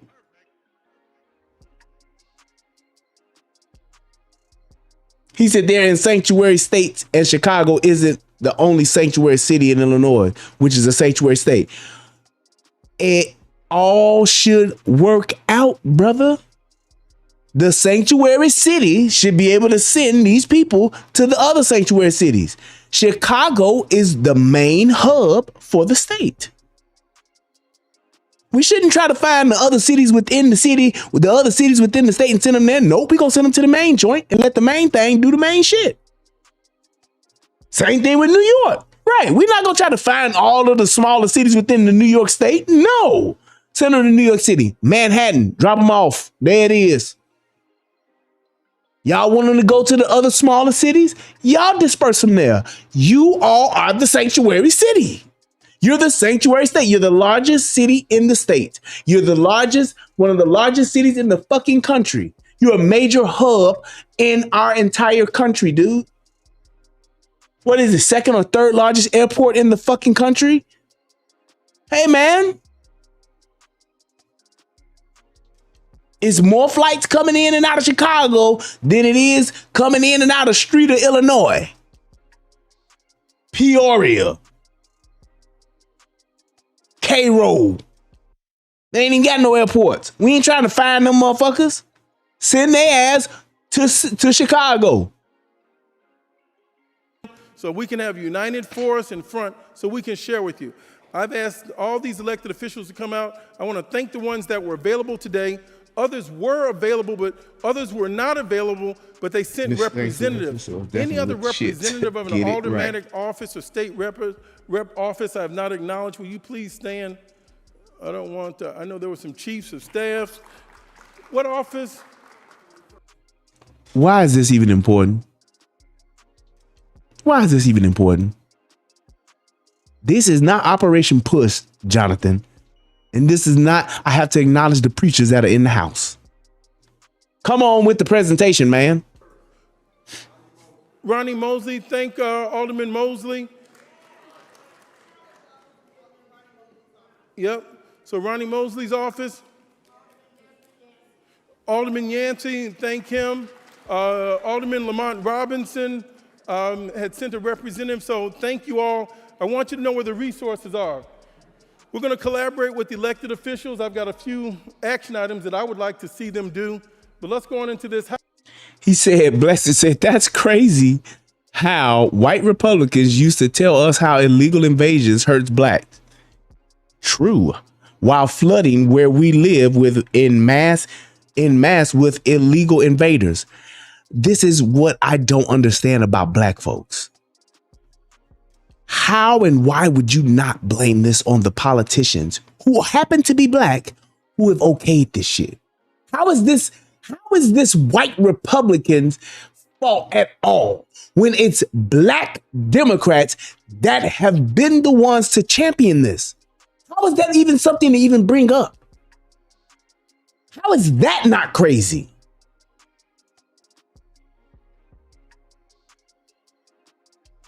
How is that not crazy? But it's crazy how white Republicans used to tell us how illegal invasions hurt blacks, which is fucking true.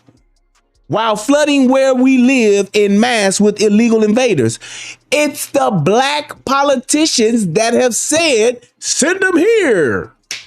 Lori Lightfoot started this shit and Brandon Johnson took the shit on and kept carrying the baton. How is it that you trying to put this on white Republicans? It's black Democrats that have been the ushers of this whole fucking thing. They're standing there with their hand behind their back just like an usher in church and they say, yes, this way, please. Yes. Makes no sense. Housing. Currently, there are more than 60. Yes. Okay. So you saying, oh yeah, Rhino, Bruce Rauner made Illinois a sanctuary state. Not all Republicans are created equal. There are more rhinos than actual Republicans. If Bruce Rauner made Illinois a sanctuary state, fine. Who's your governor? Cause it sure ain't Bruce Rauner. He could have undone it. The mayor could have undone it. So if the mayor could have undone what has taken place, and the governor could have undone what has taken place, how is this still white Republicans' fault? Please explain that. I'll wait.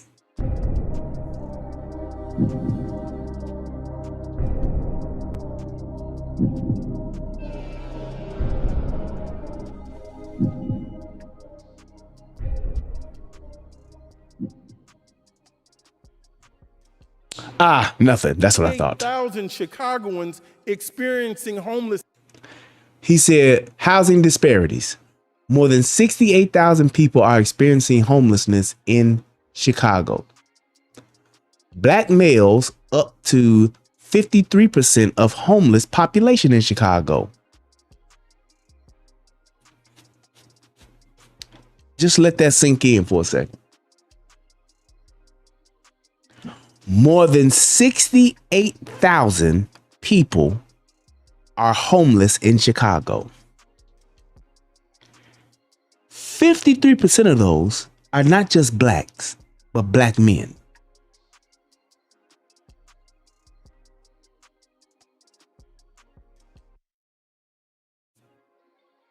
Come on, man.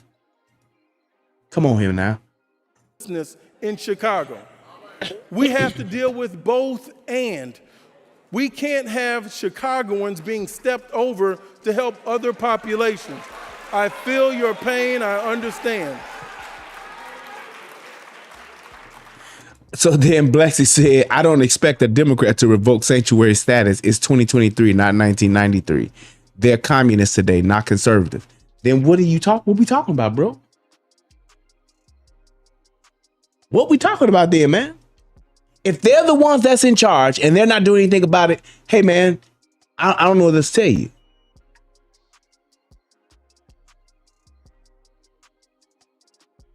I don't know what else to tell you. I've sent the letter off to our Secretary of HUD, Marcia Fudge. She's going to respond back to me. There's some other initiatives that are coming out.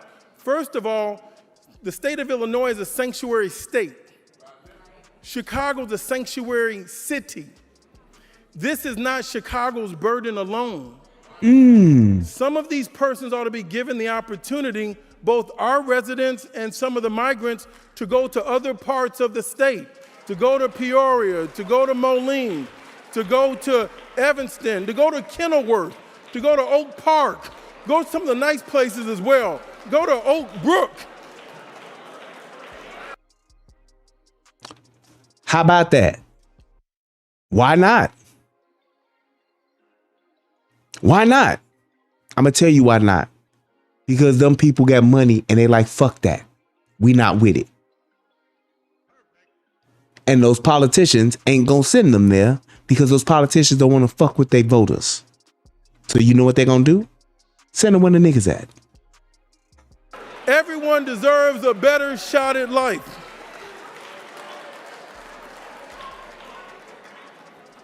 So we've got 68,000 people that are homeless that are Chicagoans, and a large part of those are veterans.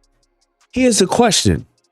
How can you have 68,000 people that are homeless in Chicago, but then claim yourself to be a sanctuary city? Y'all ain't even a sanctuary for the 68,000 y'all got that's homeless.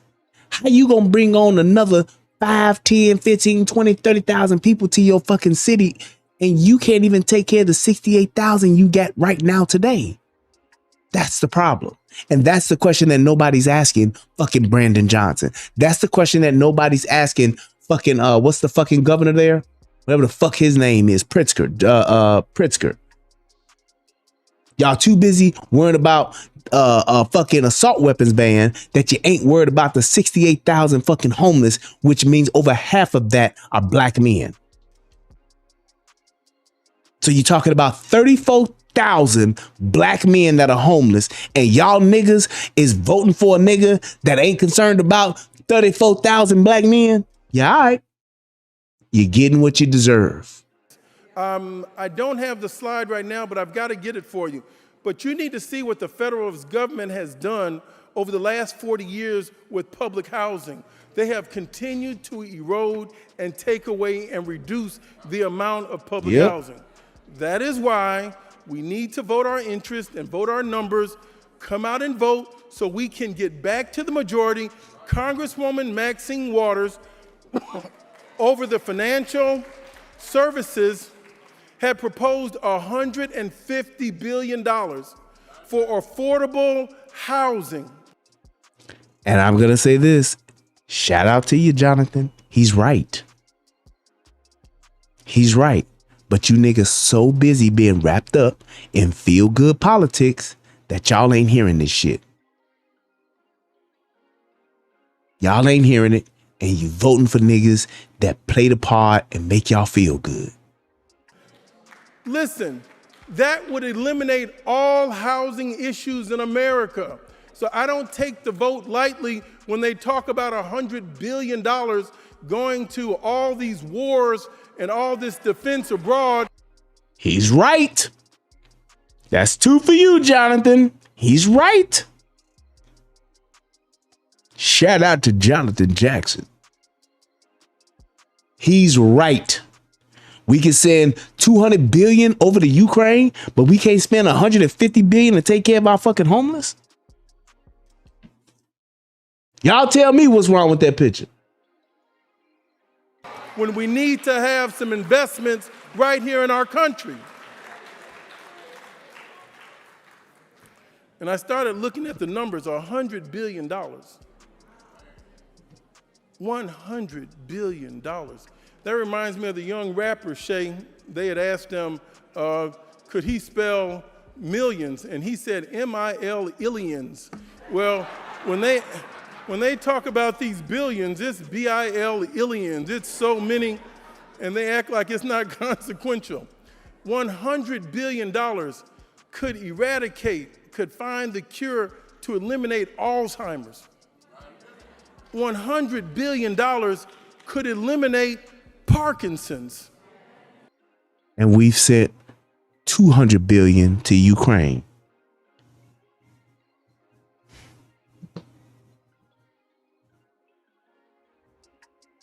And we've sent $200 billion to the Ukraine.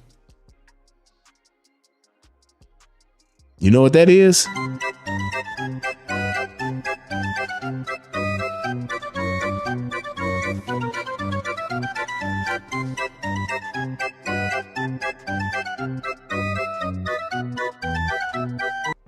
That's that stupid shit.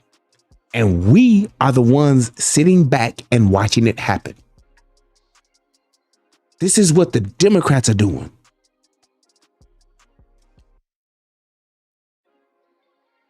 This is what y'all voting for, and this is what y'all letting happen, and y'all ain't asking no questions.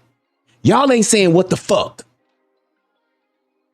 Meanwhile, for us, all us that's working every day, we're paying the most. I am paying the most I've ever paid in income tax ever in my life. We're paying the most in taxes.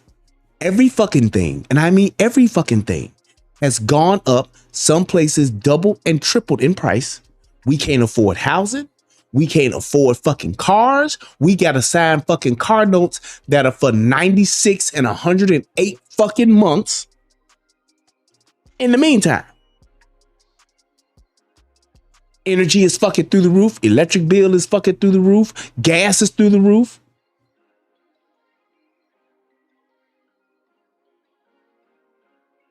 I'm just saying. All this money that's leaving, and we steady paying more and everything. And y'all motherfuckers ain't mad. Yeah, all right.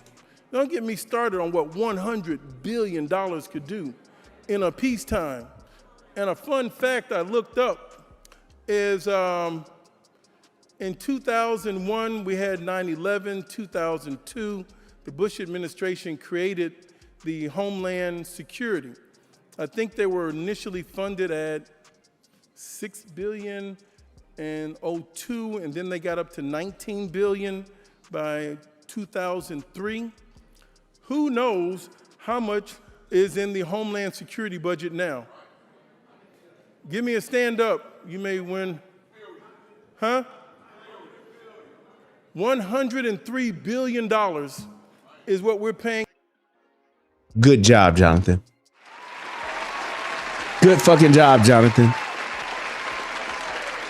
He's killing it right now because he's talking about the real shit that's going on, and motherfuckers ain't saying nothing about this. I gotta give that nigga his props. Kudos to you, bro. Because what he's telling you is, it ain't that we ain't got the money. The problem is how these motherfuckers are spending the money. If I give you $1,000 to take care of everything in the house, and all you go and buy is a bunch of fucking magazines, motherfucker, you are mismanaging the funds. And that's just what this is. But meanwhile, you asking me for more money. Well, I gave you enough to take care of everything. What the fuck you spend the money on? Oh, I bought a bunch of magazines so I can read. What? Just saying. This is what's happening. In Homeland Security. That's not to the Department of Defense. That's just for Homeland Security. There you go. I'm telling you, we've spent over $1 trillion in the last 20 years just on Homeland. That's not the Department of Justice. That's not the Central Intelligence Agency.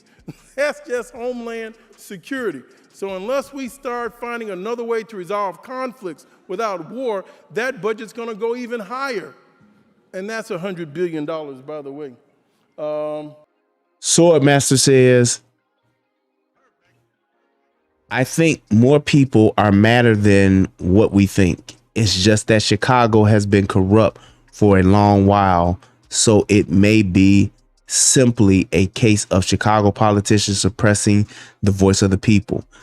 I understand that, Swordmaster, but the problem is if you're not voting for the people that can make change, I don't know what to tell you, bro. Because Chicago has had not one, but 2 black mayors in just the past 2 terms.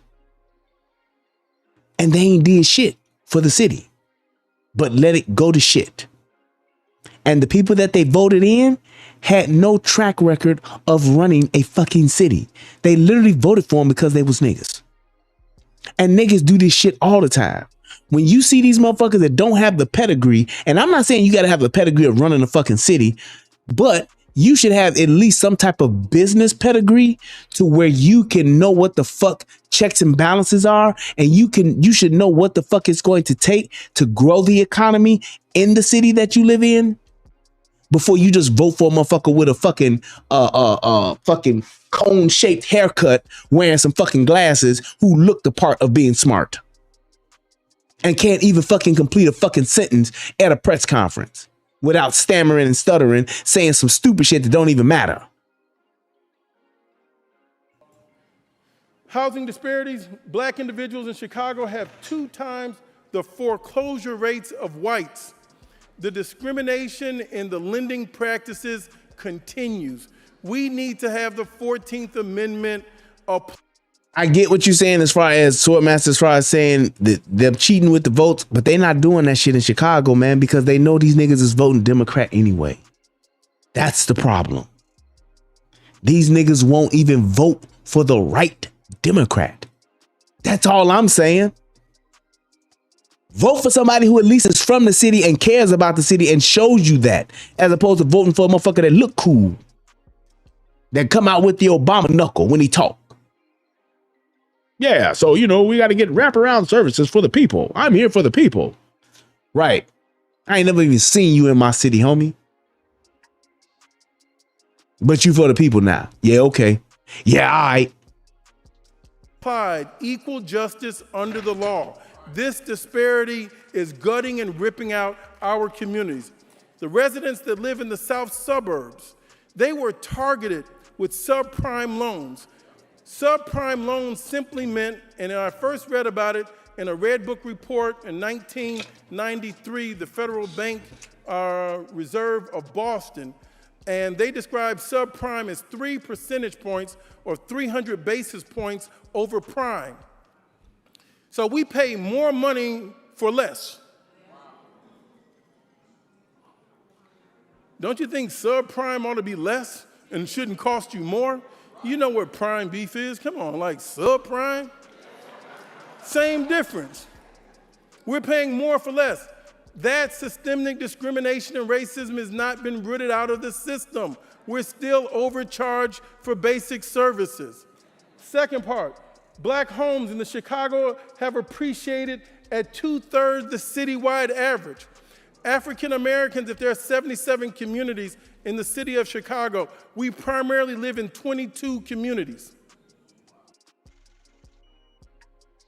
All this shit that he's talking about, niggas ain't even thinking like, damn, this motherfucker right. Maybe we need to vote differently. Bert said, bro, I should run for mayor. Hey, man, if I had the money, I would. Because I'd be firing and getting rid of so many motherfuckers there. I'd turn that motherfucking city around, boy. I'd do at least motherfucking 3-4 terms. Because all them bullshit ass, it's like the thing is that one of the problems with Chicago is that they got too much fucking, it's too, the city, as far as just the staffing of the city, is too bloated. It's so many fucking jobs and so many fucking people that work for the city, just the city alone, that have so many positions and so much in salary that it's ridiculous. It's ridiculous. The shit that the city pays for. And it's like, if you don't have, the sense to just say, well, come on now, we spending $100,000 on this person and $100,000 on that person. Like, look, let's just spend 85 and take away that other 100 and put that shit towards some other shit. but they're so busy scratching each other's back. They're so busy taking so much from the people that the people suffer. That's why you got your fucking city sticker is damn near $200 to drive in the fucking city. I literally can remember when the fucking city sticker was $35. And people were saying that was high because it was something like 20. It went from like 23 to 35. I can remember when the plate sticker for the state of Illinois was $50. And it used to have been 25. You could get your city sticker and your plate sticker in the city of Chicago.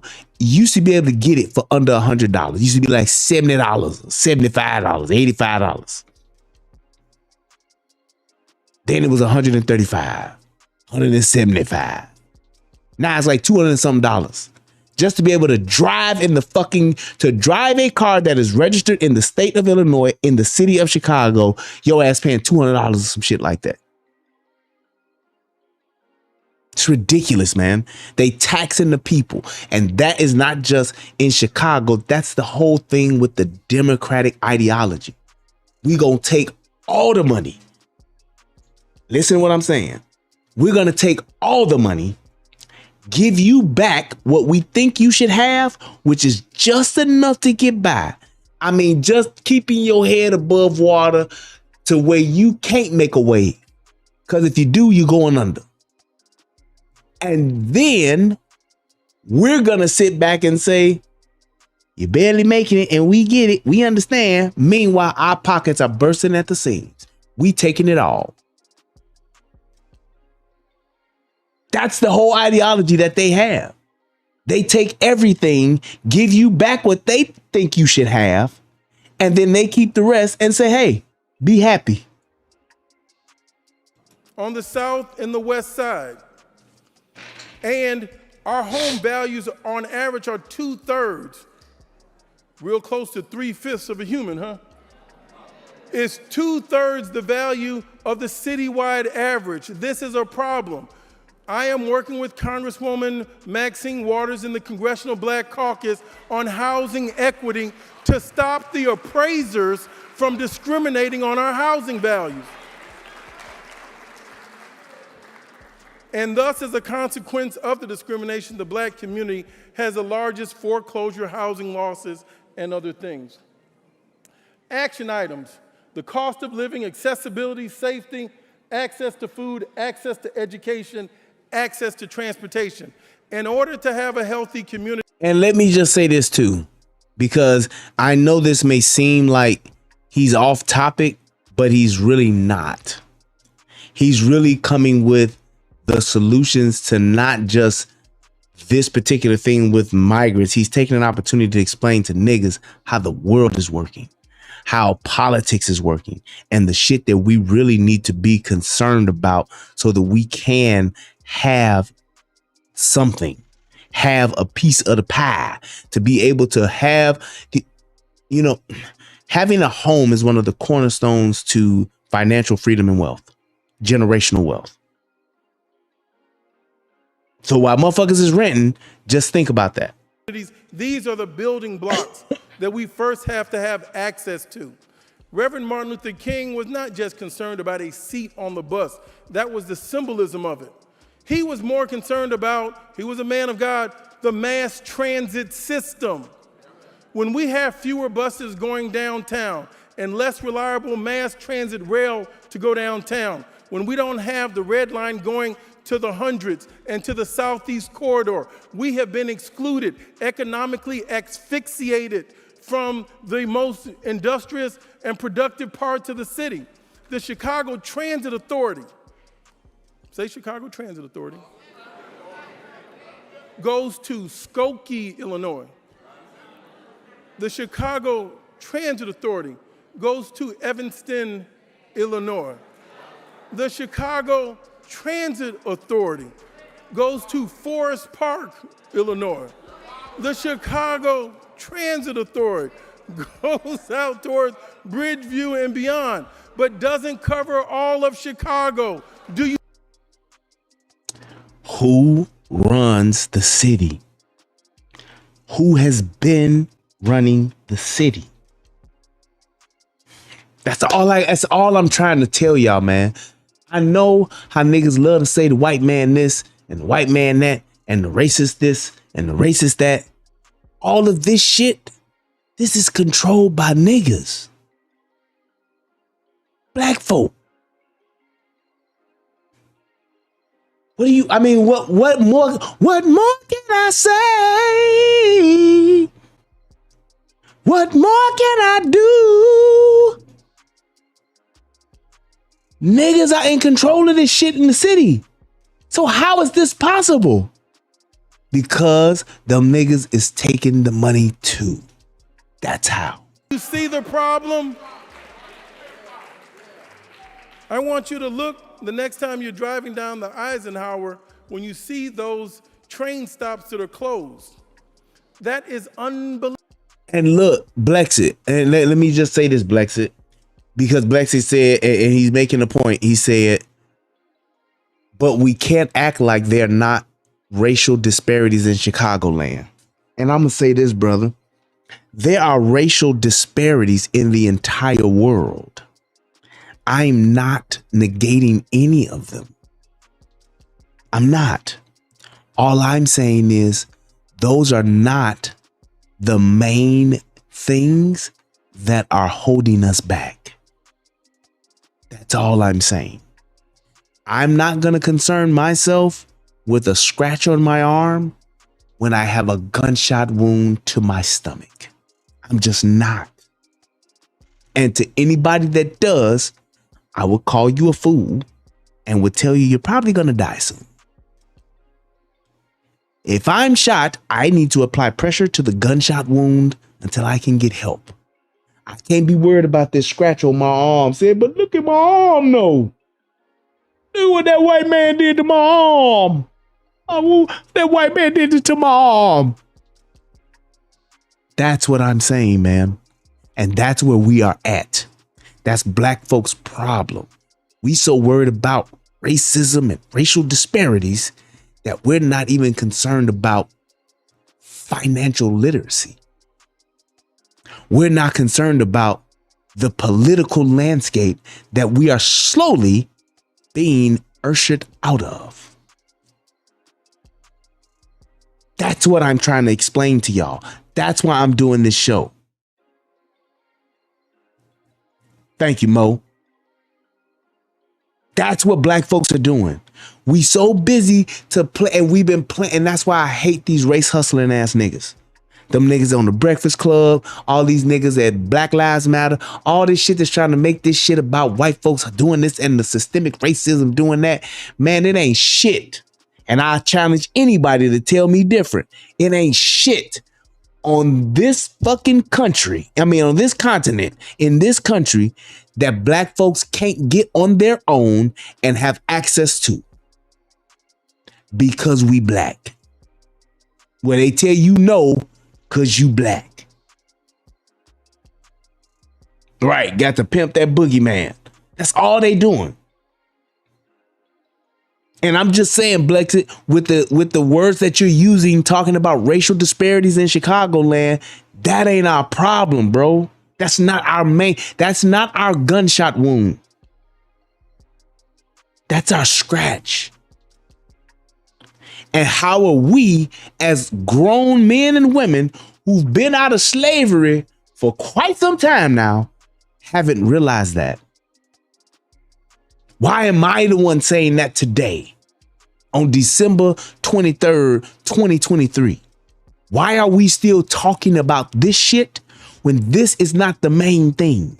Let's keep the main thing, which is our own personal responsibility and accountability for the shit that we are doing and the shit that we are not doing.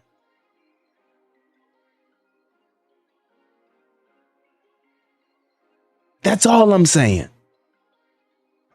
Unbelievable that you would close a mass transit site. Who lived in those neighborhoods? What happened to the housing after they closed the mass transit? Everything went down, down, down. What happened in 2013 that we should remember in 2023? We had the largest school closure of elementary schools in America. So what happens 10 years later? Our population is shrinking. We have more walkers than strollers because they closed the elementary schools. Who did that? Who's in charge of the Chicago public school system? Who funds the Chicago public school system?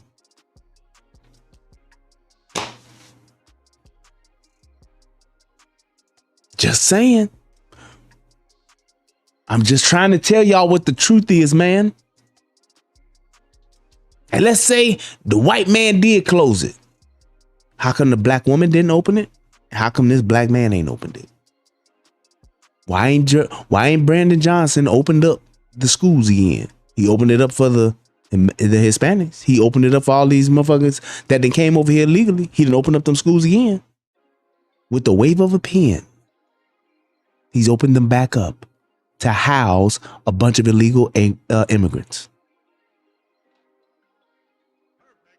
Thank you, Mo. He said they act like Daley is still in power, but these black people learn from the best Democrats. I'm telling you, dude, they perpetuating this bullshit.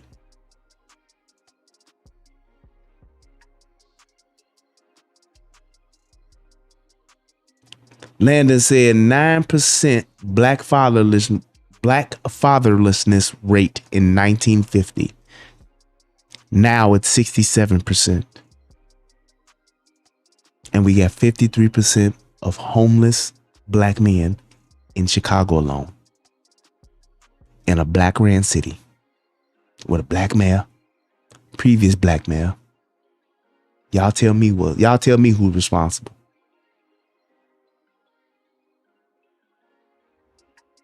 Yeah, Landon, I'm sorry. Thank you, Landon.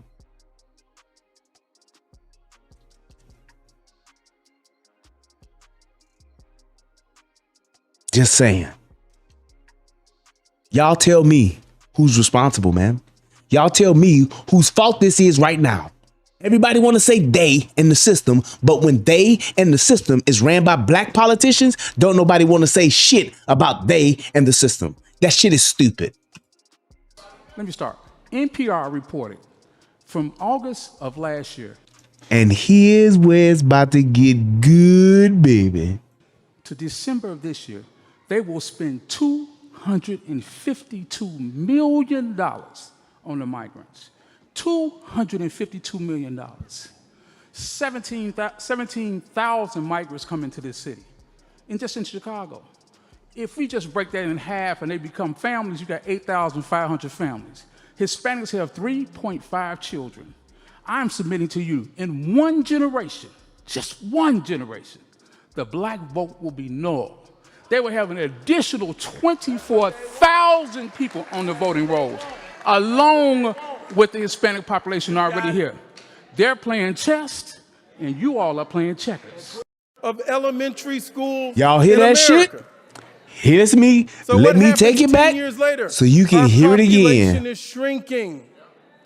We Listen have to what more this man is saying. walkers than strollers because they closed the elementary school. Listen to what this dude is about to say. NPR reported from August of last year to December of this year, they will spend $252 million on the migrants. $252 million. 17,000 migrants come into this city, and just in Chicago. If we just break that in half and they become families, you got 8,500 families. Hispanics have 3.5 children. I'm submitting to you, in one generation, just one generation, the black vote will be null. They will have an additional 24,000 people on the voting rolls, along with the Hispanic population already here. They're playing chess, and you all are playing checkers. You are damning our youth, our next generation, to poverty by you all doing these political speeches. One generation, our youth, our vote will be null in all of these 6 sanctuary cities. And what are you going to do about that?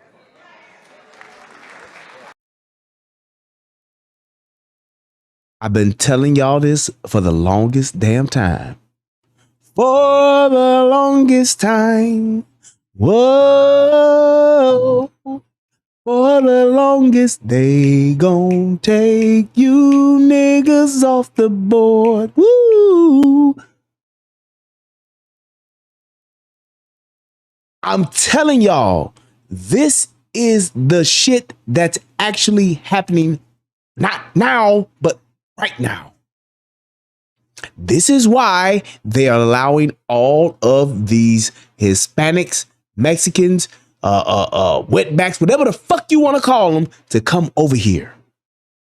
Because they want to get rid of you niggas.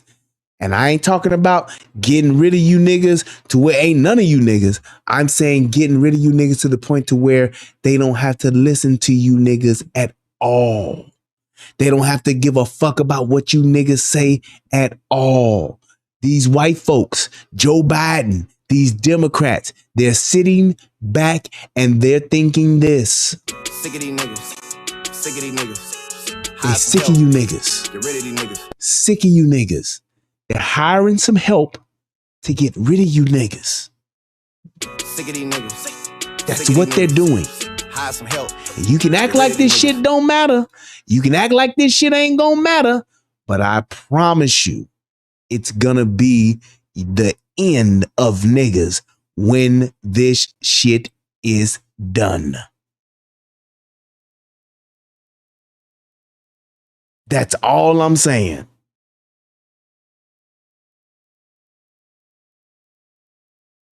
That's all I'm saying. These motherfuckers are like checkmate. Gotcha, bitch. And we sitting back just watching it happen. We're sitting back watching this shit happen.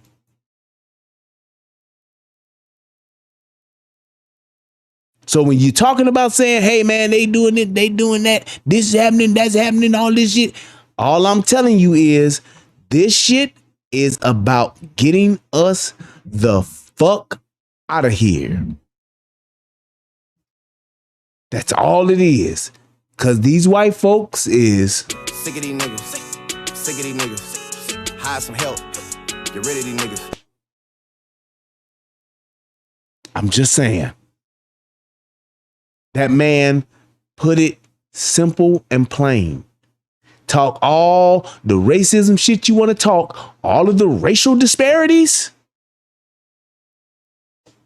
Ain't gonna be no racial disparity. It's gonna be fuck you niggas. Fuck you niggas. We hired some help and don't give a fuck about you niggas. That old adage phrase that everybody used to ask every fucking politician, what are you gonna do to secure the black vote? Won't be a question to be asked anymore. Because these motherfuckers are gonna have a brand new type of nigga. And they will be Hispanic. We getting some new niggas. We need some new niggas around here. We're tired of these niggas we got. These niggas have gotten too uppity. We sick and tired of them. They fucking up everything. We want new niggas. Let's get these Hispanics in here. He said, Biden said, you blacks are going to get along with the Hispanics. Hey, watch. And you watch what the Hispanics do once they realize they are the new niggas. They gonna treat us like we are rented fucking mules. They don't like us no way. Yeah, I said it.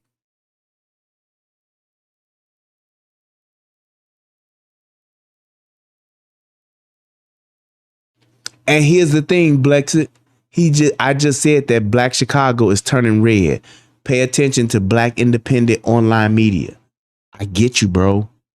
But Black Chicago turning red ain't gonna mean shit in one generation because it ain't gonna be enough. While Black Chicago is turning red, immigrant Hispanic is turning blue. Cancel each other out.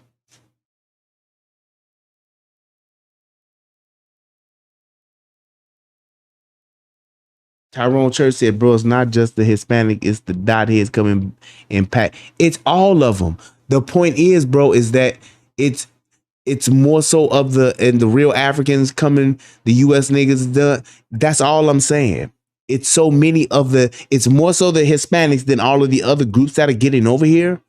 But the point is that Hispanic foundation, they stick together, they vote together, and they are going to nullify the black Republican that's being awakened, and they're gonna nullify the black Democrats. Ain't nobody gonna give a fuck about the black Democrats. So even the blacks that remain faithful to the Democratic plantation, when they do vote, they will get nothing for their vote. They're not gonna care. You won't have to make any concessions. You won't have to make any promises to any black people. You can just tell them whatever the fuck you want to tell them, and you don't have to stand up and fulfill none of the shit, because it's not enough of them to sway an election one way or the other. That's what that dude is saying. The vote will still be there, but it's nullified. It won't mean a thing because our vote ain't got that clean. Do-wop, do-wop, do-wop, do-wop, do-wop, do-wop.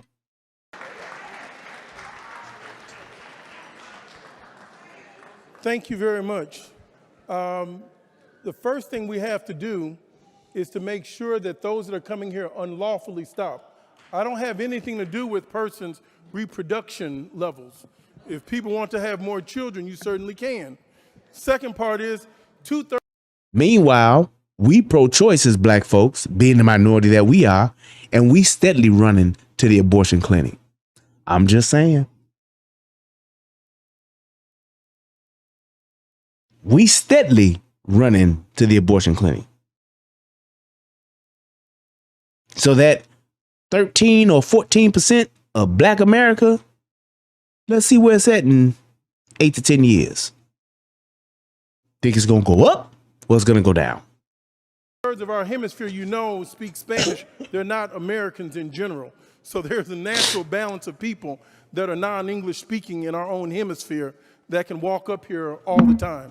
The third part that we have to be very much concerned about is we can't lose our land and be moved off of it because of government policy. I am focused on the housing issues because the housing and the jobs is what keeps us as residents of this district and in the residents of the Illinois. The first stat I threw out to you was 200,000 people, African Americans, have been moved off our land in the first 2 decades. That's a federal issue. That's why I work with Congresswoman Maxine Waters. That's why we've introduced with the Congressional Black Caucus to have additional funding to make sure we have housing. I can't hear.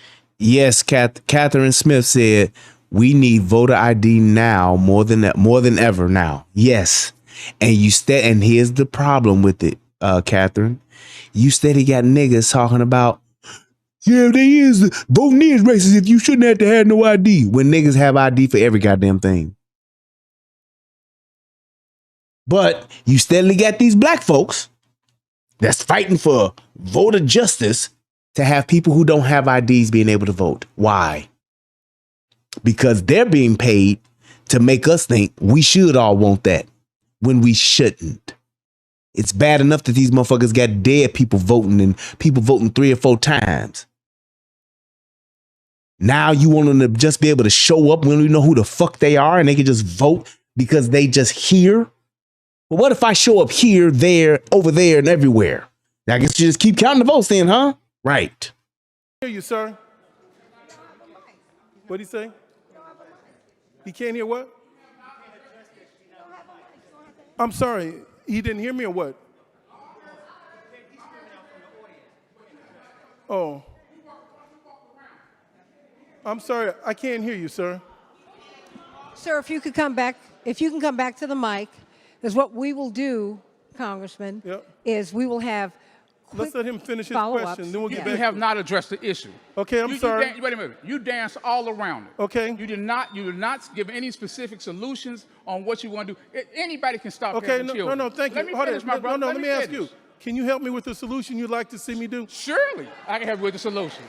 I can give you I give you one simple answer. Send them back. That's the only solution. Exact. Correcto mundo. Send them back. Gotcha, bitch. That's exactly what the solution is. Send them back. I don't know what's so hard about that shit. Send them back. And then you can say, hey, they gone and we good. Send them back. That's it. Other than that, they will surpass us. It is Yep. math. It's simple math. They will overtake us in numbers at the rate that they have kids. They cannot be U.S. citizens. You are dooming our next generation to subservitude. I'm telling you this. Okay. It's just simple math. I know, but That's it. It's simple math. I'm very good Count. at math. Let me share something with you. Most of the persons that are here right now, under the technical definition, do not qualify for asylum. I'm not concerned about that. I'm concerned about the children that they have. They will Exactly. be U.S. citizens, and they will have a voting block. All we have to do Yep. now is look at the Hispanic voting block they have now. They get everything they want. Look at our communities. You should see the schools that they have as compared to the schools that our children attend. Yep. It is simple math. Count. That's all you have to do. Okay, thank you. One generation. Thank you, sir. They had a refugee job fair, and it was put on by I believe it was Rogers Parks Chambers of Commerce. No Haitians, no Africans were invited. I called both places that I'm working with, African House, Haitian Museum. They knew nothing about it, okay? Another case, they are going to, according to the University of Chicago, I attended a luncheon last week, and they had a representative there, a doctor, I can't pronounce her name. Here's the thing. Just like he said, I think Swordmaster said, I think Chicago as a whole, not just Black Chicago, has been red, but cheating, vote suppression, distractions, etc. Like I said, this guy sees it. They can't say it. They won't say it. They are most likely ordered not to say it. They have to dance around it. Here's the thing, bro. If it was that way, you would have way more people contesting the elections, and you don't. I believe it possibly could be some cheating going on, but it's not enough to where Chicago can go red. I know too many niggas that's still on the Democratic plantation, that's still voting with the D. And I ain't talking about Detroit. They're voting simply because these people are Democrats and Black. That's it. And I'm just talking about Black folks alone. So I get what you're trying to say, but on that level, from a city level, nah, bro. Them motherfucking niggas are still voting for these niggas that's Democrats. They just are. Sorry. She's in mental health. Well, they are training Spanish-speaking, non-professional people to come in and help the Venezuelan Spanish-speaking people with trauma, as if the African and Haitian people are not experiencing trauma. You see what I'm saying? So I emailed her and told her that we would be very happy to be a part of that program to send our people there. I have not heard from her yet. So I'm sorry, Grandmama, but it's because the program ain't for y'all. It ain't for y'all. You want to be a part of it, I get it, but it ain't for y'all. bottom line, without me going through some other stuff that you all don't even want to hear, No, we don't. We don't want to be hear. fair so other people can ask the No, question. I want to be fair. Okay. But maybe I can talk to you on the personal side. There needs to be more open lines of communication into the Haitian Museum of Chicago and to the African organization. You see that? Still, everybody's looking out for Haitians, Venezuela. Everybody's standing up for everybody but niggas. And niggas are the ones steadily voting for these niggas. Should be open up. If you're helping migrants, immigrants, or whatever, don't ignore the African and the Haitians. That's happening now, okay? See what I mean? See what I mean? And she's probably Haitian, which is why she's standing up for this shit.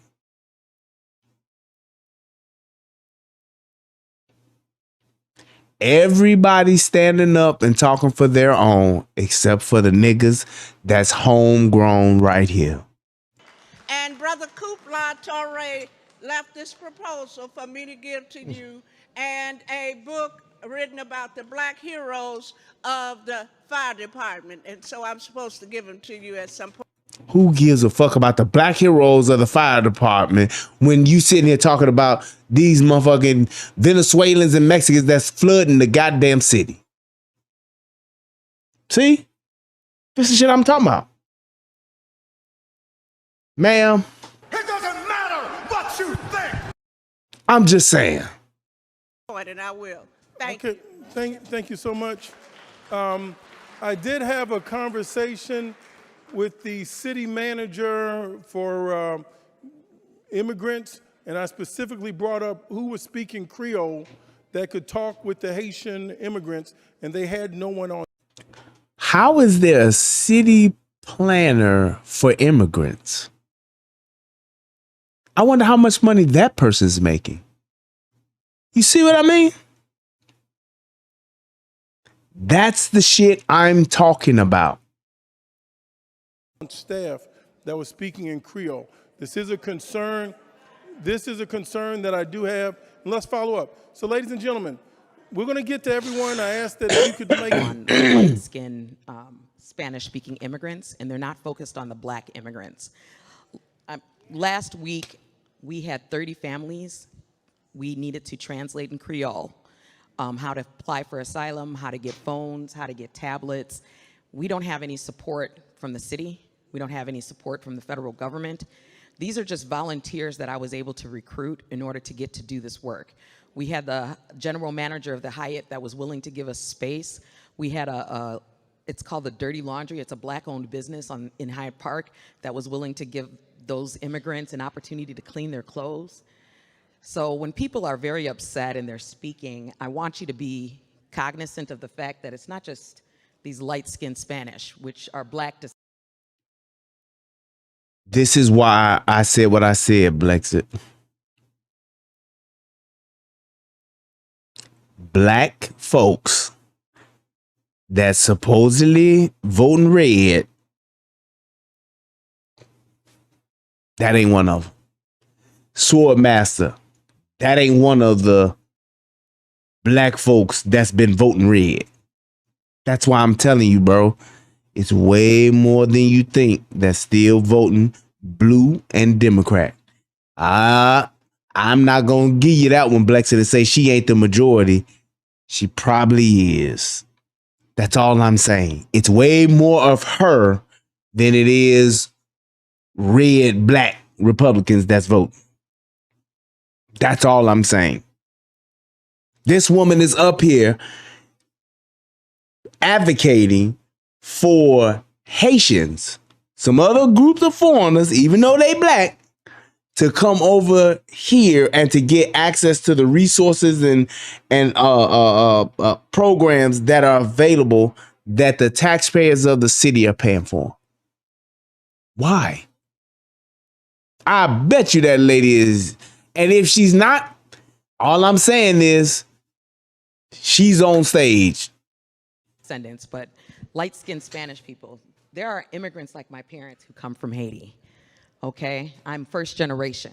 There's a lot of us here in Illinois. There's There a you lot of us go. that have been supporting the Jackson family for years, and we already know that your father supports us. But I want you to remember us, because we do need you to take that title to transfer the interference that the United States government has had in the country of Haiti, so that we can stay home. Don't nobody want to be in no 30-degree weather when we got 80-degree weather in Haiti. Don't nobody want any gang-affiliated governments. We want to be free. We want. But yet and still, they're here. She's first generation American. And people listen to the niggas that are clapping and cheering her on, while we got 34,000 black males that's homeless in Chicago right now. To be democratic, but we're coming to the United States because we don't have any help. The president of Haiti was assassinated. There were 14,000 of us in Texas, as you know. And what happened to us? We were bussed. And when we were... Goddamn right. Sure did. Thank you, Abbott. Sure should have been bust. Sure should have. I'm so glad they did. Whipped with the horses, all of a sudden we were... And we all know that the whip with the horses thing is a lie. They were not whipped with the horses. That was Maxine Waters lying as telling that story about people being whipped with horses. That shit was a fucking lie. And it was proven. Weren't on the news anymore, and it was only the Spanish. So when we're thinking about these immigrants and these migrants that are here in Chicago, I don't want you to forget the black ones, like my family. Like, Bitch, you not black, you Haitian. And that's my thing. That's my thing. Y'all motherfuckers need to realize that everybody, and I'm talking to all the niggas that's born and raised, our so-called black Americans, every other foreign group is speaking up for themselves. They are not speaking up for y'all. They're speaking up for themselves. Y'all better wake the fuck up. like my friends, I want you to take care of us. I want you to help us. And I want you to encourage other congressmen, other black congressmen, to encourage the United States to stop interfering. We don't want to be here. We would love to stay home. So please, congressman, if you can, do that for us. She ain't said shit about she moving, did she? Nope. Us. Thank you.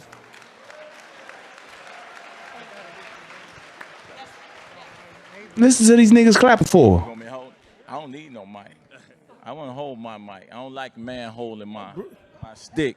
Brother Tyrone? Yes. Check. Niggas. Transparency, that's my brother. That's my brother. We disagree. And this is why I can't stand niggas. Because as opposed to this nigga getting to the point, and opposed to this nigga actually articulating himself, watch what he does for the first few seconds that he's here. But that's my brother. Congressman, to encourage congressmen. Watch what this nigga do. We always shucking and I jiving. don't need no mic. I want to hold my mic. I don't like a man holding my stick. Brother Tyrone? Yes. Check. Transparency, that's my brother. That's my brother. We disagree, but that's my brother. I just want to say, anyway, what the sister said, I don't give a damn about no Joe Biden. So if that lady want to pass out something about that, that's her free will. Y'all can't be forcing democracy on people. She got the right, just like you got the right to say vote for Joe Biden. I got the right as somebody who represents formerly incarcerated person to say Joe Biden and Clinton 94 crime bill created that. And we haven't recovered from that. The only asylum seekers that's perpetually discriminated against in this country by everybody is formerly incarcerated people. They have 18,000 homeless ex-cons, yet they're around here talking about public safety. You don't even know what these men are. Then you let more ex-convicts in here in the name of migrants. And here's my thing. the brother actually got a fucking point to make. But he started out in what I would call cooning, doing stupid nigga shit. Yes, my brother, you know. He actually has a valid fucking point, but he can't help but shuck and jive. But they want to tell you that it's this on the state, it's on the Republicans. All politics is local. In this state, don't let them fool you. From the top, from the lieutenant governor to Tony Prackwinkle. And yes, he has a point. Black said, what the fuck does him white got to do with him saying, you saying stay out of our business? If he's fucking right, he's right. Plain and simple. Just like niggas kill me with that shit. Niggas kill me with that, we got black only this, black that, black only this, and black only that. But the minute a white motherfucker say white only, then it's, oh, you racist. Get off of that shit, man. It don't matter, John. You shouldn't have to tell that motherfucker shit about where you grew up or where you from. God damn it, this is America. And this is the relationship rehab platform. You can say what the fuck you want to say. Just be right in what you're saying.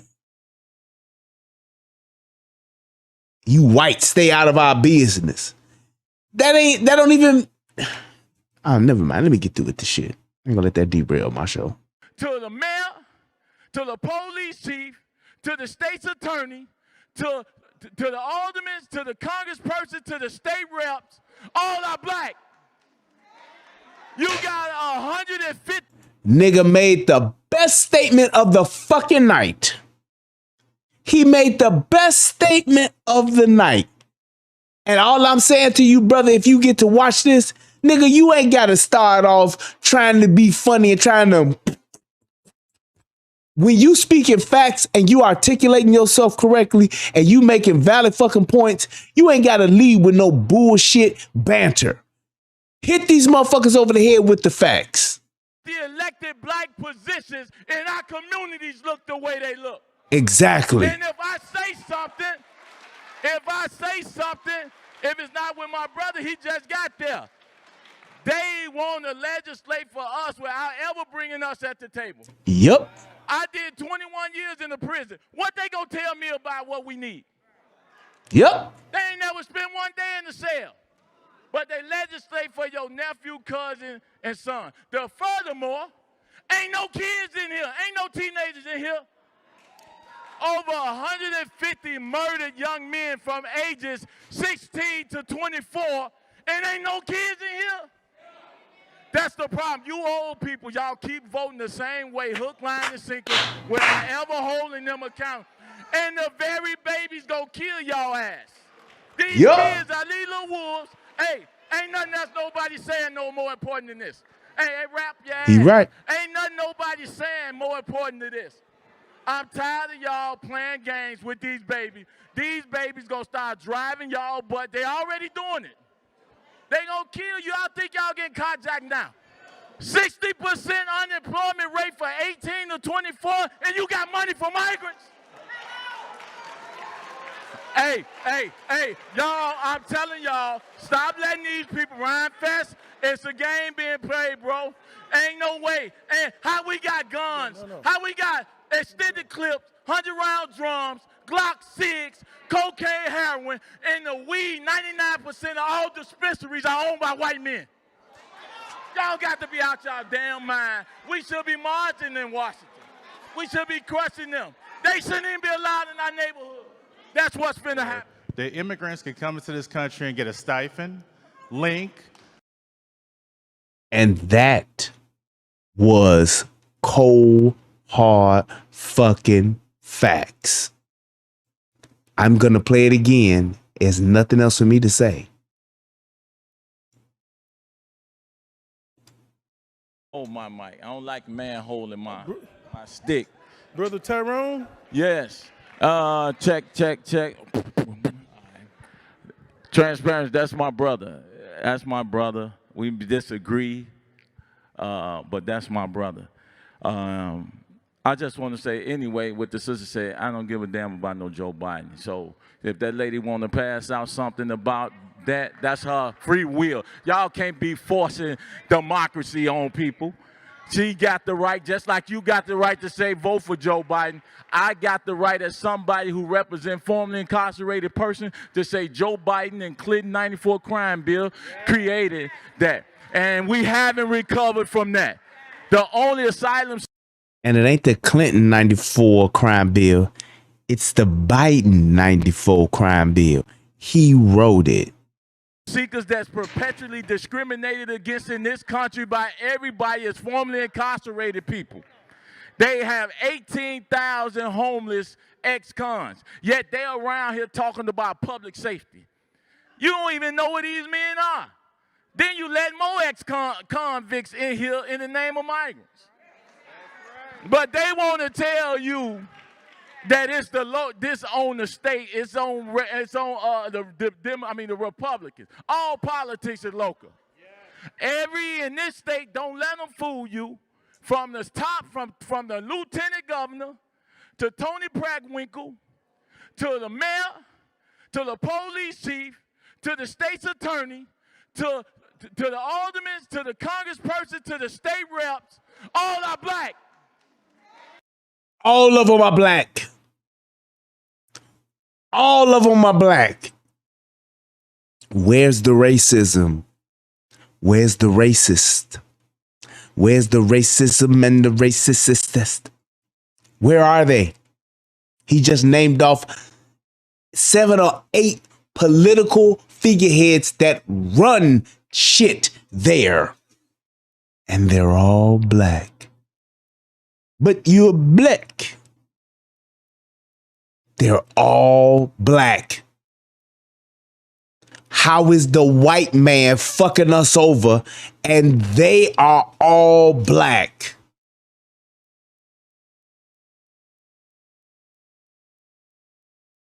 That's all I'm saying to y'all. How can all these people be black, but yet still, it's the systemic racism that's holding us back and oppressing us? Fuck out of here. You got 150 elected black positions and our communities look the way they look. And if I say something... He said 150 black elected official positions. And our communities look like this. And it ain't something that just happened. It's been this way.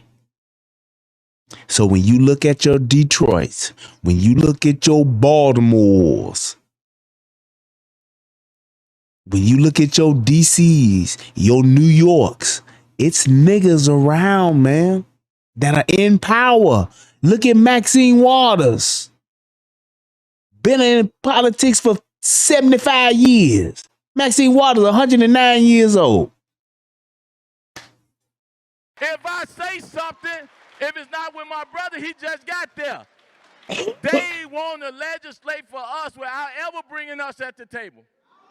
I did 21 years in the prison. What they gonna tell me about what we need? They ain't never spent one day in the cell. But they legislate for your nephew, cousin, and son. Furthermore, ain't no kids in here. Ain't no And yes, that nigga said the furthermore. The furthermore. God damn. These niggas, man. teenagers in here. Over 150 murdered young men from ages 16 to 24, and ain't no kids in here. That's the problem. You old people, y'all keep voting the same way, hook, line, and sinker, without ever holding them accountable. This nigga is like Joe Clark, as if Joe Clark went to jail. If Joe Clark was ever to go to jail, that's how he would sound. I'm just saying, ain't that how that nigga sound? It's like he said, I keep telling you niggas, Sam's, get the shades off the doors. Miss Levi's, These niggas. And the very babies gonna kill y'all ass. These kids are these little wolves. Hey, ain't nothing else nobody saying no more important than this. Hey, wrap your ass. Ain't nothing nobody saying more important than this. I'm tired of y'all playing games with these babies. These babies gonna start driving y'all, but they already doing it. They gonna kill you. I think y'all getting carjacked now.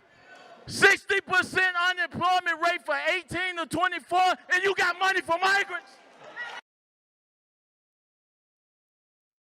So they're telling us they got money for migrants. However, we got money for migrants, but we ain't got money for ourselves.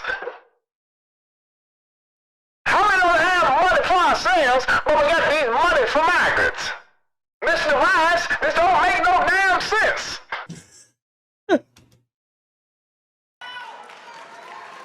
Hey, y'all, I'm telling y'all, stop letting these people rhyme fast. It's a game being played, bro. Ain't no way. And how we got guns, how we got extended clips, 100-round drums, Glock 6, cocaine, heroin, and the weed, 99% of all dispensaries are owned by white men. Y'all got to be out y'all damn mind. We should be marching in Washington. We should be crushing them. They shouldn't even be allowed in our neighborhood. And when they get to Washington, what they need to tell the people in Washington is this. I'm not gay no more. I am delivered. That's what they should be doing. This motherfucker is kicking a cold, hard fact. And them old folks that he talking to can't say shit about it. Can't say nothing about it because he's right. And that's what's so powerful about the truth. That's what's finna happen. The immigrants can come into this country and get a stipend, link, a free room and board, free child care, and some of them are getting Social Security. And when my ancestors were released from slavery, they got the clothes on their back. But yet they were told to be happy. So why am I and everyone in this country footing the bill for people who are non-Americans, who don't vote, who don't fight in any of our wars, who've never paid a tax? And we're told that if we say anything, we're xenophobic. Tell me why. Tell us all why. Like they said about Trump. Trump's a xenophobe. He's xenophobic. That's what motherfuckers were saying. Motherfucking Trump come out, all the women, every time you ask a woman some shit about Trump, they would be like, he's xenophobic. He's racist. He's an insurrectionist. He's a racist. He's an insurrectionist. He's the person. He's just everything is this. And we don't say shit about it. We don't say nothing about it. Well, we should be like, bitch, shut your mouth. Shut the fuck up. You don't know what the fuck you talking about. That's what the fuck we should be saying. I'm just telling you, man. When you let people run their fucking mouth and they're just saying shit that's just not true, I'm a stickler for that. I'm not gonna let you do it.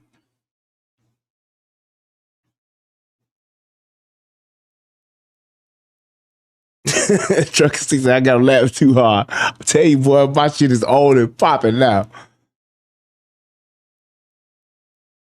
It's just one of those things you have to look at to say, well, damn, this motherfucker's right.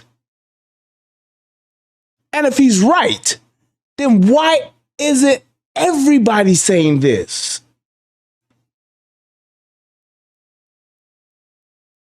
Why isn't everyone saying this? Well, saying, well, look, if this is what these motherfuckers doing, we don't need to vote for these motherfuckers no more. We need to go the other way. I want to know. I think it's wrong. I mean, it shouldn't happen, but this is a U.S. immigration system we have that is broken. And here's my thing. And you know, to Jonathan's point, The system is broken. However, we can't let these motherfuckers just come in while we're trying to figure it out and fix it. And that's my point. It's like all of this shit that's going on, black folks, black Americans are the ones that's going to suffer this the most. We're going to suffer this right now, and we're going to pay the price for this fuck shit that you niggas voted for when you voted Biden into office. All of those bad policies or whatever, immigration policies, all that shit was stopped when Trump was in office, when Trump was building the wall. Trump was trying to save you niggas.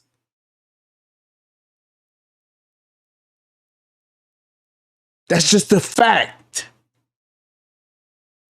He was the one talking about build the wall. He was the one, even though he did say Mexico's gonna pay for it and he didn't do it, but he still built the motherfucker. And y'all went and voted for another motherfucker who day one stopped the construction on the wall.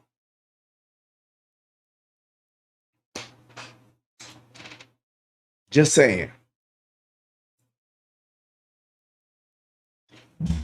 Those two brothers that spoke at the end, I couldn't say it better. In one generation, the black vote will be null and void. Will nobody give a fuck who we vote for or who we don't vote for. We could literally be like, ain't no point in us voting, because it literally would be no point in us voting. Because even if you counted up every nigga vote in the country, it won't be enough to sway any election. And the other brother who spoke, who talked about all of these niggas that are in public office in our local day-to-day government all the way up top, ain't doing shit for the people that they look like.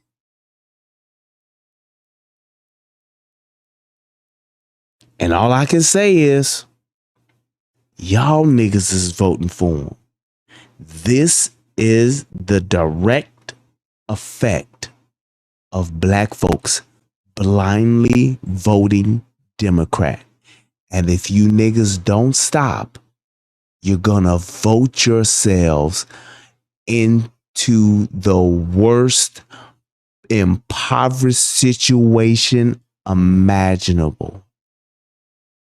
You will have nothing, you will own nothing, and no one will give a flying fuck about it.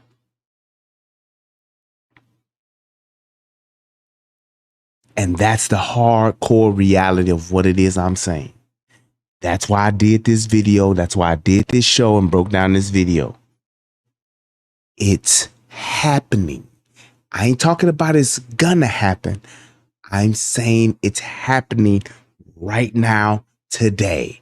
Every Haitian, Venezuelan, Mexican, Indian, African, Nigerian, Egyptian, Pakistani, every last one of these motherfucking immigrants you see in your community, in your state, they are all here to take you off the fucking map.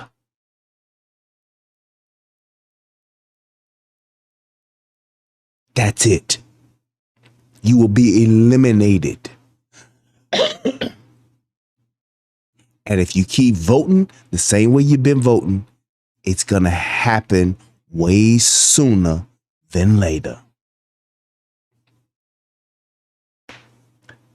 I hope that this video helps someone become a better version of themselves.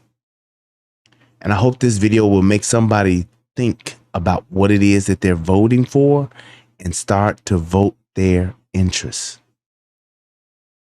Shit is happening, man.